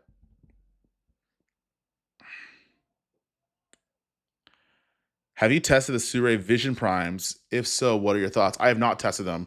I don't even know if Sure asked. I don't remember. I think I might eventually. Hang on a second. You guys know that the Pixis. has single shot autofocus. There you go. I've not tried them. I've not tried them yet. I would like to. Um, I think sometimes when Sure does these things though, like they sometimes ask for a lot, and I think that's why I probably originally said no. But I might rent them if I don't have a responsibility to make any videos about it. Question: living in Saudi Arabia, should I be concerned about overheating while outdoor shooting with the S1R2? Hesitant between the S12 or the S1R2. Um, Answers are going to differ here. My camera on my S1R2 is only overheated once, and I was being an idiot. And I'll tell the story a bunch of times, and I think I even have the video on my phone. I put it in the back seat of a Ford Bronco Sport with no AC on at 102 degrees, shooting 8K with the back of the camera exposed through the back window through the sun, and the direct exposure made the camera overheat in about 30 minutes. Somebody else might give you a different answer because that's their unique experience with overheating. I could only give you mine. If you're looking at making sure, like from a risk management standpoint, I'd say just get the S12 because I don't know the answer, but I also know that more people have had problems overheating on the S1R2 than the S12. The S12 still can't overheat, but the conditions that you have to put it through to be able to do that are probably far bigger than you have to do on the S1R2. So between the two, I'd say the S12 is fine. I hope that made sense. Recommendation is 16 to 35. Yeah. It'd be kind of funny to see Lumix build an S9 series that ends up being their main line to monopolize the drama and hatred for that camera. I mean, yeah, just send me to Japan the next time you do it. That's all I'm asking. If you guys are gonna do it, hey, Lumix, you're gonna do it again, just my address. You can send me to Japan. Arigato gozaimasu. See, I could do it. Uncle Kofi, just want to give you your flowers, brother. Hey, thank you, man. Thanks for the transparency, the hands-on BTS, and great content. Cheers to you, Cam, Brady, Armando, and the rest of the usual suspects. Y'all hear that? For only one of you that's probably in this chat right now. They said respects, and appreciate that, man. See you live. That was a real one. So, dumb question about the FX30 with Cook SB3 lens or FX30 photo lens. I plan on shooting music. Because that is such a big swing. Because I'm going to say by neither. I think draw back to the drawing board and sit down and really figure out what you need in terms of the shots that you need. Because if your choices are FX30 with a Cook SB3 and then a photo lens and an FX3, I can't give you an idea of which one is going to make you happier. 422 10-bit versus 420 10-bit. I've seen issue and highlight mostly, especially cloud contrast and peak lighting. How bad is that degree? And show it to me, or just post it. It doesn't matter to me. Post it. You don't have to show it to me directly, but I want to see it posted because like I haven't had that issue with those things, not as much as what I would. I just shot outside at a fire hall, and didn't have those issues at all. Not ones that I'd be like, oh man, I really wish I had 422. All that to be said, I don't think it's as much of a cripple as people make it sound like it is. Hey, we have I think only one female in this chat. Nika, what's going on? I am not going to make any references that you're going to see on Brandon's show, except saying, what up, my Nika? There, I said it. Y'all were thinking it. I just said it. Coming back to the internal NDs in the mirrorless body, Lumix should do two versions of the S1H, one of the ND filters. Yes, Marcus, I could agree with you if the market's going to decide that, right? Camera companies are businesses. At the end of the day, they're not going to run at a loss. So if there's a market for it and they could sell it, you probably. But that's kind of up to how things go over the next couple of cameras. A big thing for me is also resale value. Panasonic, as much as I love them, aren't as popular and it's hard to sell them, and you usually have to lose more money on them. This is true, but we've also in the same breath said that we shouldn't be selling our cameras unless there's a really good reason. So yes, resale value is going to be important, and resale value sucks when it goes down by a lot. But also at the same time, we did also say that we shouldn't be doing that as willy-nilly in the first place. It'd be like, the only way that you'd be able to get Lumix to make two different versions is that it would have to not cost a lot of money for them to make one or the other. So like so the S12E, the S1R2 and the S12, the reason why they can do that is because they kept everything in the same body, and the differences are just the lenses, or sorry, just the sensors. So it's more cost effective. So if there is an S1H2, I can only assume that it's going to be um, like you're going to have the same body in just two different versions. That could be the only way I could see them doing it. Lumix can't handle high heat or sun exposed to sunlight 90 degrees and above. Wish it didn't because they have amazing color codec choices. Yeah, APS-C photography. I've only, like, when I was in like I shot the Maui video that I have. Um, I was there for like 6 days. It only happened to me once, and it was hot every single day. So it's hit or miss. Like, and again, also it comes down to the cards you have. So Lumix has an approved list of cards that you could pick from, and a lot of people on Angelbird cards have had some overheating problems. Angelbird cards aren't on that list. So if you're using SanDisk Safe Express Type B cards, you might have a different experience. But that overheating thing, man, like it's so varied. Even when we were in Norway and we came back home and went to our respective towns and cities and stuff, like nobody had a coherent, this is what happens in my overheating. Like everybody's were so vastly different from each other. And it also happened like almost a month later after the fact. Correct me if I'm wrong, if I'm doing something wrong. When I shoot 10-bit 420 internally on my OG Lumix S1, the colors are fine, but when grading, however, recording to an Atomos, I get horrible banding. James, I don't know, only because I don't have an original S1. And I don't externally record to my Atomos. I just use it as a viewing monitor. All right, Thomas, have a good one, man. Mr. Camera Junkie in the building.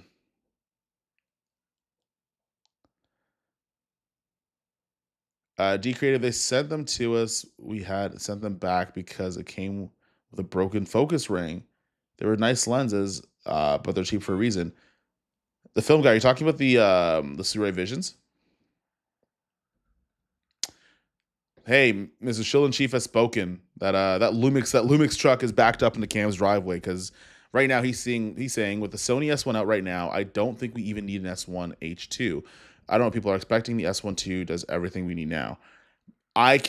So this is a conversation that me and Cam have had quite a bit, and if Cam is up for it, he could always come into the chat if he wants to. We were talking about the year of like gas killing cameras. And one of the things we're talking about is like, I can't, oh, what have I done here? I've turned myself off. What have I done? Oh God, what have I done?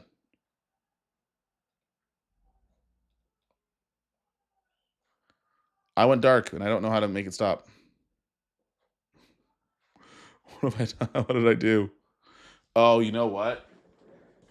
Guys, my battery died.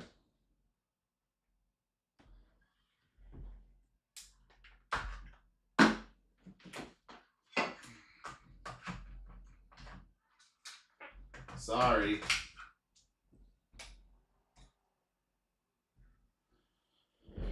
Hopefully that turns back on. There we go. There we go. There we go. We're just playing hide and go seek. That's all. We were just playing hide and go seek. That was all. Okay, well, back to what Cam said. Okay, so with the S1, S1 II, whatever. I think we're in the year of gas killing cameras where I kind of don't care what happens after. That's not to say that I won't cover it, but I don't think there's going to be like, I'm not as excited about what's going to happen now with a lot of the mirrorless camera bodies, unless there's like an S9 II with a viewfinder and some other features. But whatever, doesn't make a difference. As much as we're asking for these things in new cameras, I feel like a lot of these things are just things we're asking for the sake of asking. Which is why I said earlier, like when someone's like, oh, well, what about this camera coming out to compete with whatever? I'm like, dude, everything else just came out. Like, as much as we're talking about things we want to come out later, it doesn't make a lot of sense because like people haven't even gotten used to buying the stuff that's already out now. In your opinion, Digido Cat AC versus Arlos Primes at the same aperture. I'd say I'd take the Arlos Primes, but also you have to buy more Arlos Primes in order to get what you want in terms of coverage.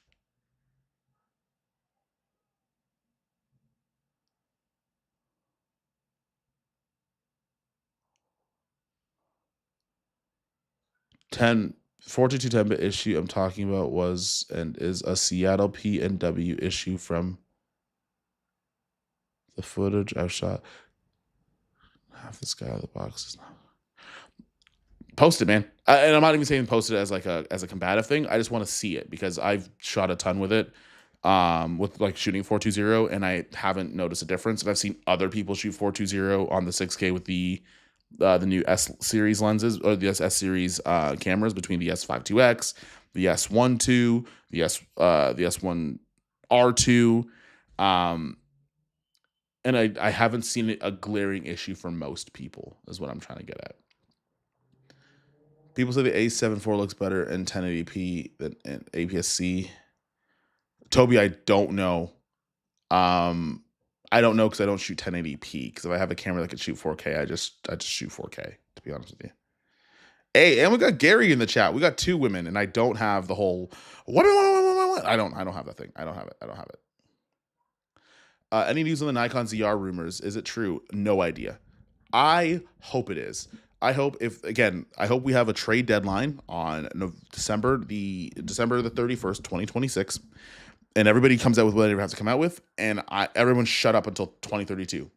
That's all I want. And I hope that Nikon makes like their kind of like compact, smaller. I hope Nikon makes their first project using some of that red tech, and it looks totally different.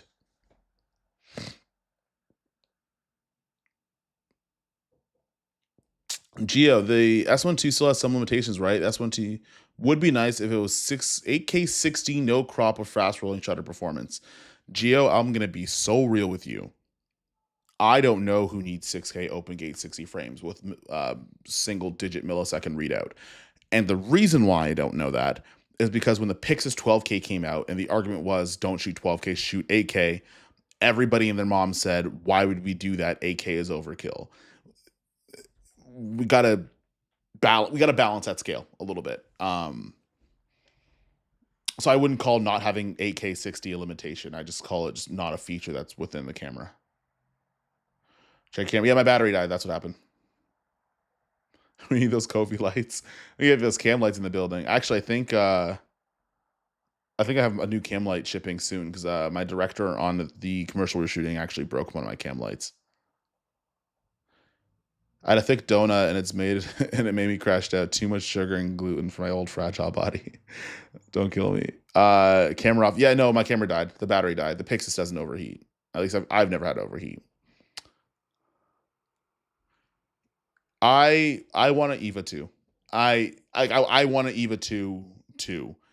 I asked Sean. I think the department that even made them doesn't exist anymore. So I don't know if we'll ever get one.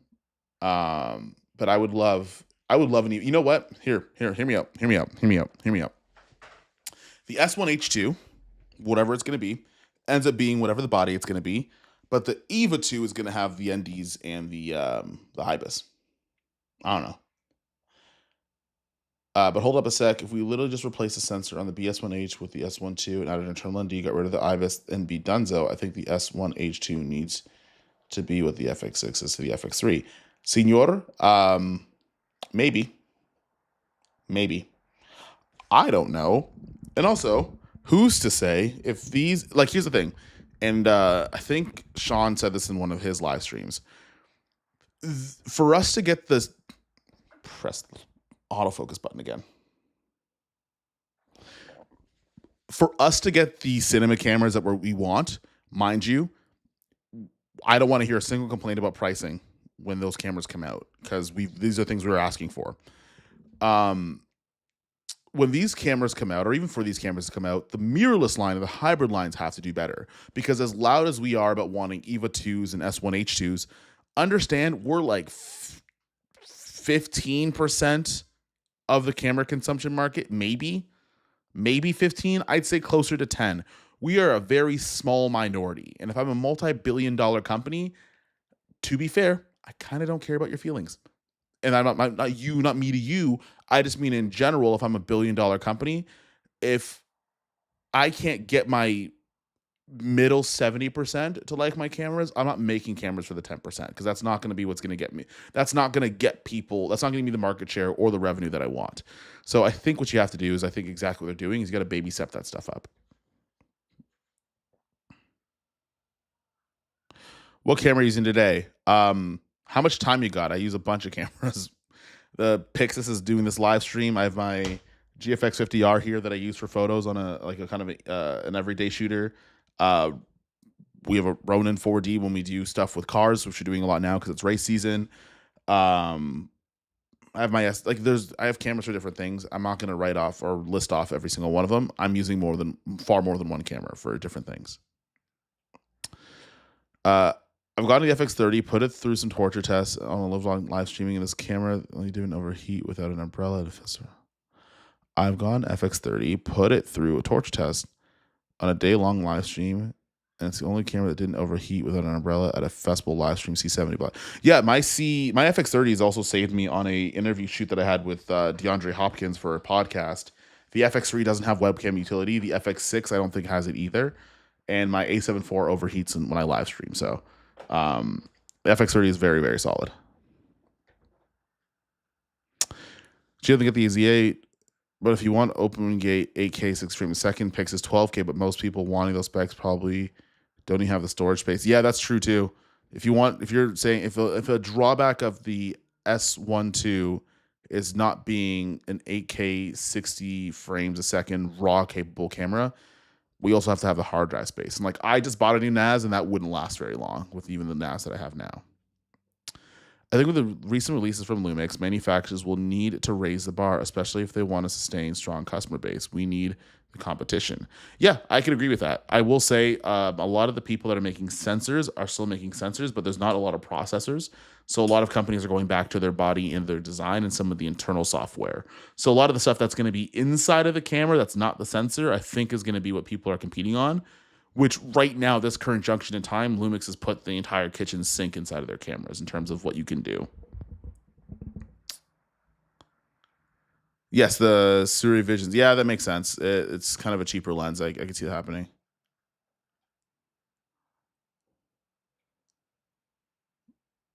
Also 4G 10-bit and 1080. Yeah, I've never. That's huh. I don't shoot 1080p on. If I'm gonna shoot with a camera, I'm gonna shoot in 4K or 6K. I'm gonna shoot the mode that it's for. What products are you working on recently? I just finished a 3-day shoot for a local gym, which was really, really fun. It was very run and gun. The director is not from the traditional route, but he wanted to get like a doc style kind of commercial for a gym because it was important to him. And we just finished doing that. I shot that on the S12 with the Blazar Rema set. Ton of different scenes, a ton of different locations. It was a great way to test out the camera, which is why I came on. That just finished, so that's going to be done and edited, I think, soon. I hope soon. And then short film, we're just waiting on a couple things so we can start going. And then after the Cine Gear, I have a bunch of like spec shoots and a bunch of stuff for the channel and my own portfolio that I'm working on. I'm excited to shoot more car and automotive stuff. So DJI sent me the Ronin 4D to play around with for a little while, and I really wanted to shoot a lot more track days and stuff because I have friends that have access to the tracks in Toronto, and I want to try my hand at automotive production. I'm not good at it, but having all the stuff, there's an ability to try. How's the S12 for still? I'm a hybrid shooter with around 70% videos and 30% stills. I think it's great. I mean, if I have the Nikon Z6 III and the sensors are very similar to each other, so I think it looks great in photo. You won't be upset with it for sure, unless you need more megapixels. What NDs are you using on your Pixis? Just this guy. This is the Nisi True Color 2:5 VND. Because the Lumix lenses I have are 67mm filter thread, so I have those. And then I also have I have the Condor Blue matte box with the Firecrest hard stop NDs when I need a matte box kind of setup. I really like the S12 and what it offers, but I saw when the monitor is plugged in HDMI, there's no longer subject tracking on the open gate 60 frames a second. I think that's true. I haven't tried it yet. I don't really shoot a lot of autofocus 6K 60. I shot my Blazars in 6K 60, so those don't have focus at all. Yeah, kind of a bummer. I think there's a bit of nuance with that though. I would definitely go to Gerald's video for that because I think there's like a weird quirk that it does work but doesn't, but kind of does. It's super confusing. Um, but I double check that because I don't know if that's totally. I personally I don't know if that's totally true. Pretty sure all red sensors are 17:9, so not good for hybrid cameras. So hopefully, if they do choose a red sensor, they're video focused cameras. It's a video centric body. Yeah, that's fair. To be fair though, now that maybe they only had 17:9 sensors because other resources they did or didn't have. So hopefully there's a chance that you can get like a little 3x2 in there. But even if it's 17:9, I feel like the demand for open gate I don't think is as high outside of the internet, where I think people will be okay if it's not there. Case in point, the Z8 or the Z6 III or the FX3, which people are still willing to pay $700 US more for. My church is investing in 7 streaming cameras. We had PTZ. They want to switch to a manned and handheld cameras, and we are deciding between the S12 or the FX3. I've not used the S12 in like a stream church broadcast. How about as a CDMI lag on the S12 or the HDMI lag on the S12? It's drastically improved, but it's still like a couple frames behind, I think. But me not being able to be in that situation, it's hard for me to tell you what to suggest because I've not been in that situation. So I don't know. I don't know what I don't know. Sony came with the S12, it'd be over 5K, and everyone would say it's the best thing since sliced bread. If you go on Threads and follow me on Threads, I 1000% might have proven that because without trying to get in trouble, I asked if like, hey, if the features in the S12, and I just kind of like listed off a bunch of them, if that was the FX3, and assuming the FX3 is going to be the same price, because Sony doesn't discount cameras till way later, they just make the new camera version more expensive. How much money would people pay? And the price point range that people were like that assume what the price would be was like $45,000 to $6,000. S12 is half of that, if not significantly less. I saw using HDMI limits subject AF when shooting an OpenGate 6K60. If AF still usable, do you think it's a hard limitation or something that can be changed in a firmware update? I think that if anyone's going to be able to fix it in a firmware update, it's probably going to be Lumix, because when we tell them stuff, they get stuff done sometimes as soon as that day. Cam's in this chat, so he was in Norway when we did this. But we had problems with autofocus when the S1R2 came out, when we were in Norway, like the first day. And we brought it up to Sean, and I think we had told them that in like the middle of the afternoon, close to night. And by the next day, there was a firmware update to improve the autofocus. So I could see that being a thing that'll change somewhere in the future. I just don't know how. I don't know how long it'll take. Agreed. People want Panasonic. Basically, what's happened is I feel like Panasonic was the girl at the bar that you thought was a less attractive friend, so you thought she'd be easier. When she rejects you too, you freak out. That's what Panasonic is. You're like, oh, like you should have lower expectations because you're not Sony, even though to my eyes, I think that you're below or whatever the case is. And God forbid you increase your expectations or anything like that. So why are YouTubers not talking about the Z5 II for $1,800? One, most of us don't have it in our hands. Two, we don't have to talk about everything, my dude. Like, I don't like, it's a great starter option. I'm sure it's a great camera. I don't particularly care. I don't think I should be beholden to doing so because it exists. Yeah, sometimes people on YouTube will talk about whatever they are interested in. And I don't think the Z5 II is what those same YouTubers are interested in, especially when there's so many cameras that have come out. Let us breathe. It's already the cheaper option, which is the irony. That is fair and true. Super cool. I'm a big monitor head wrench junkie. Monitor head wrench junkie. If I had an opportunity, I'd be on the track all the time. Man, we just got a good connect to get us some like really good track days with some really nice cars. Once this rain stops, once it's actually warm in May, which is weird because it got unusually cold, you're gonna see me.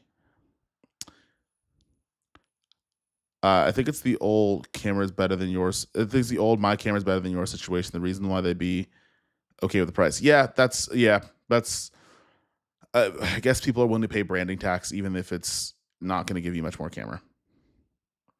All of my future plans is to make the Pixis 12K my A cam and my Pixis 6K B cam. Truth be told, I've reached my I just reached the hands on man hours with my C cam, the old 6K Pro. 6K Pro is still a fantastic camera.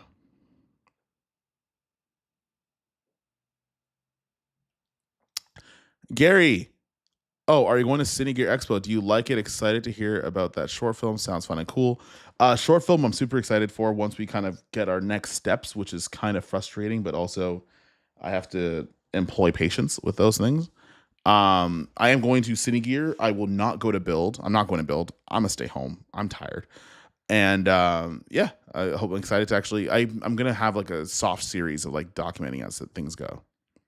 We got a super chat for $31. I don't. That's Australian too. That's like $30 Canadian. We're almost at par. Samuel, thank you, man. Respects. You've just bought me groceries and maybe a flight meal when I take my flight to BC tomorrow. Big respect to the SHILL Team 6 supporting each other. Need more collaboration in this lone wolf creator world. Hey, you know what? I would even argue, yes, that is needs to happen. And I also think that's the reason why we catch so much flack is because there's a level of like support that's there. Because sometimes people would like to have that in their lives, and not everybody gets the opportunity to have friends that are not only around the same space as they are, but also have the same intentions creatively and stuff like that. I didn't even get to talk about the potential new, mostly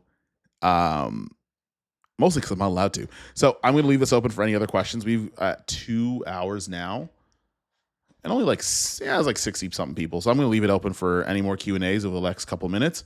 If not, I am going to go to the gym. But first, I'm going to make myself some chicken and rice.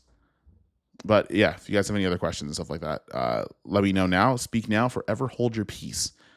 At 4:30, that's what we're going to get out of here. But essentially what I wanted to say was, in this year of new camera releases, this year of new camera launches and stuff, I think we've gotten to that point of like cameras are so good where people are being weird and experimental, where I think we should just let that happen for a little bit. And not every new camera release is going to be a direct conversation to us, right? It wasn't when the Sony Burano came out, everybody was yelling about its rolling shutter and it didn't have this and it, oh, what the hell did I do here?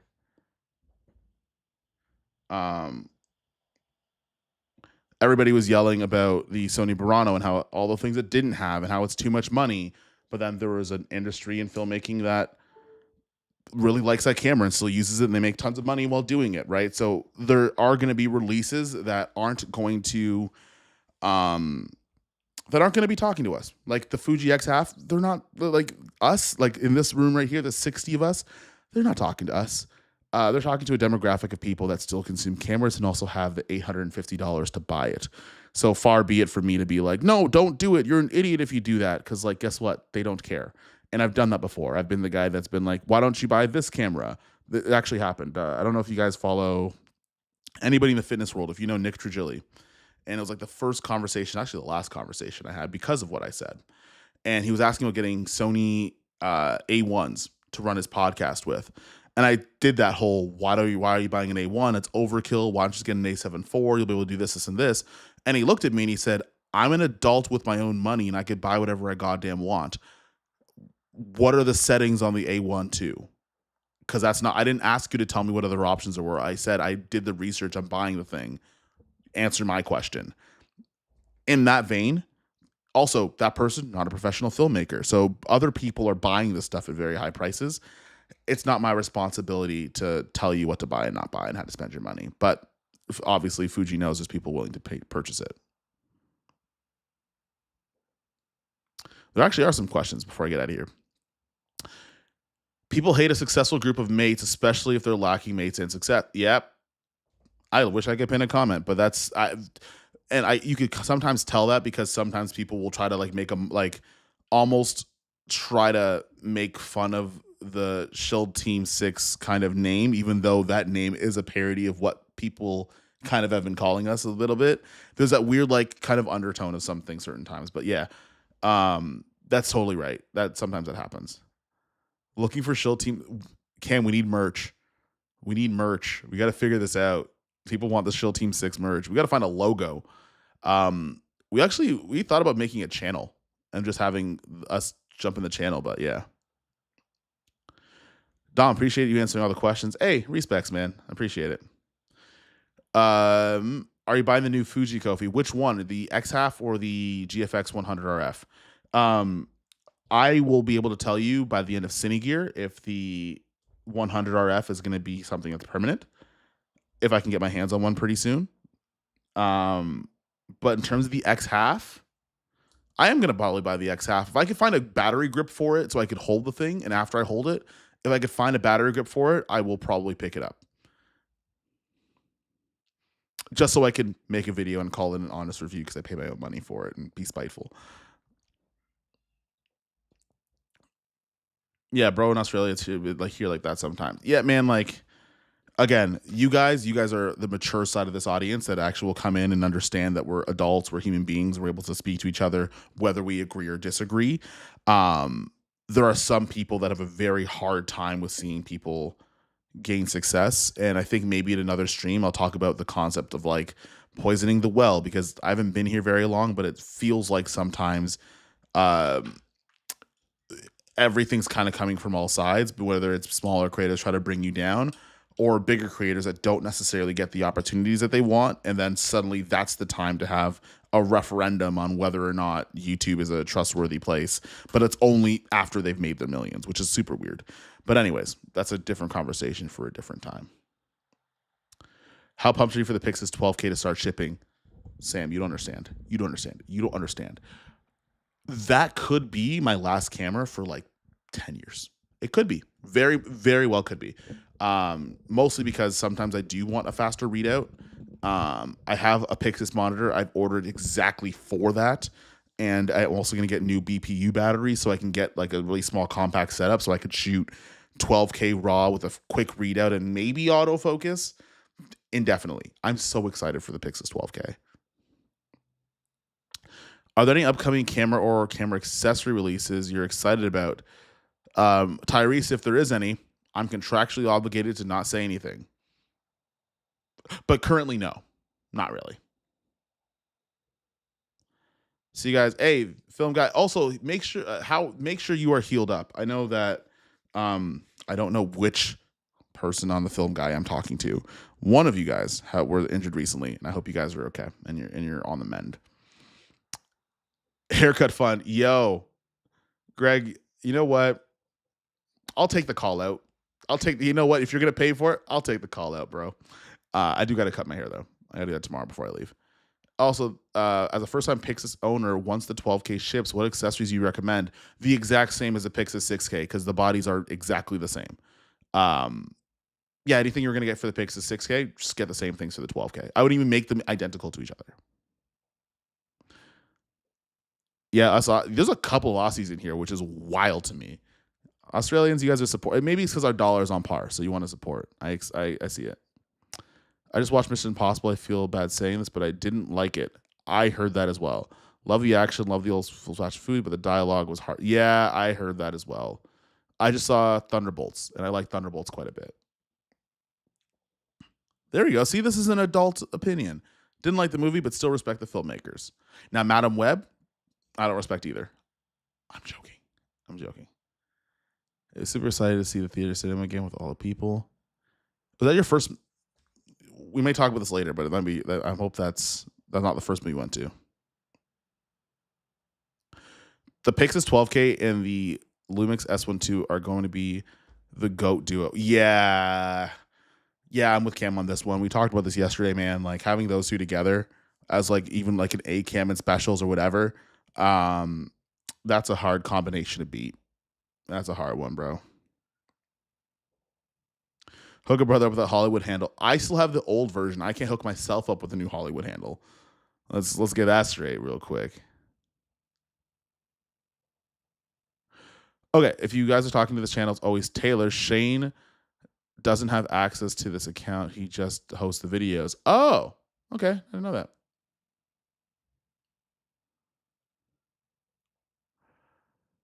I kind of want to start posting ranting vid on YouTube. Do you write your script ideas? Where should I start? I don't script ideas. I have a notepad. I put bullet points and then I just start talking. But hey, if you're gonna go the rant route, okay, I guess we're not getting off live stream now. If you're gonna go the rant route, I would say if the things that you're going to say in those rants are things that you would not say publicly or when your mother's in the room, I would probably not say them on the internet. That's all I'm going to say. If you're going to go the rant route, that's all I'm going to tell you. I literally made a video the other day about that cam. What about the Fuji or the Pix? Oh yeah, about the Pixis and the S12. Man, we are getting into the maximum of being spoiled. Like that Pixis 12, like there are so many cameras. Not even from a like I want to buy something perspective. There are cameras I have to sell now just so I could feel like I have room to put it somewhere. And also because if I have that like a certain combination, I don't really need anything else.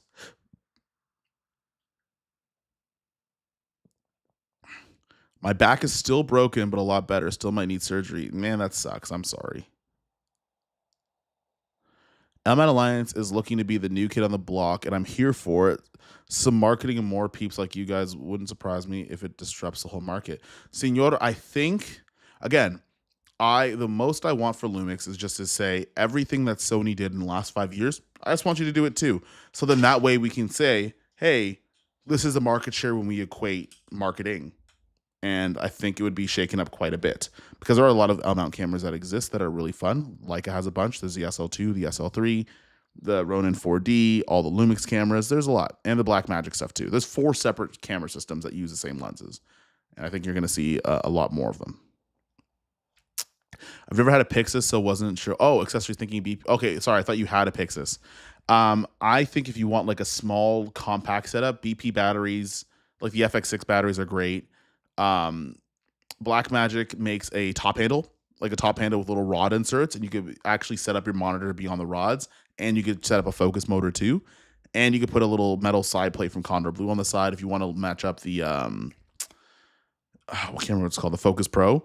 But yeah, you could dress it up or dress it down. But I'd say some of the Blackmagic accessories are actually pretty affordable and really nice if you want to have like a compact setup and keep everything in one go. But I like my Condor Blue cage for my Pixis. I just took it off now because it wouldn't fit on the tripod for the live stream. If it isn't already, I think it actually is disrupting quite a lot of things, man.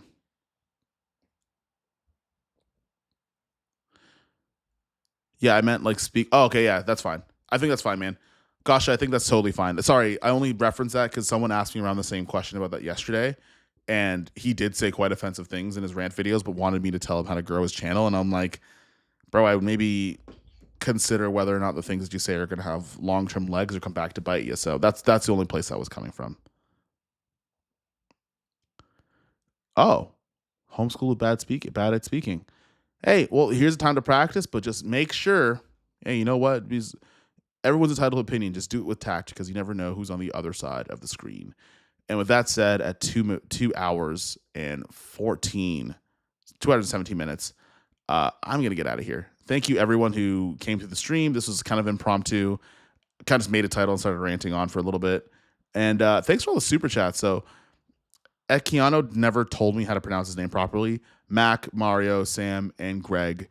I think y'all paid for me to get a seat upgrade tomorrow. So, respects to that, in this time I know people, everyone's trying to save $1, so you giving them to me is really cool.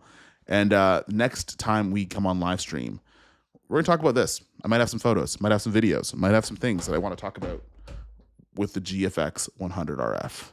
Peace.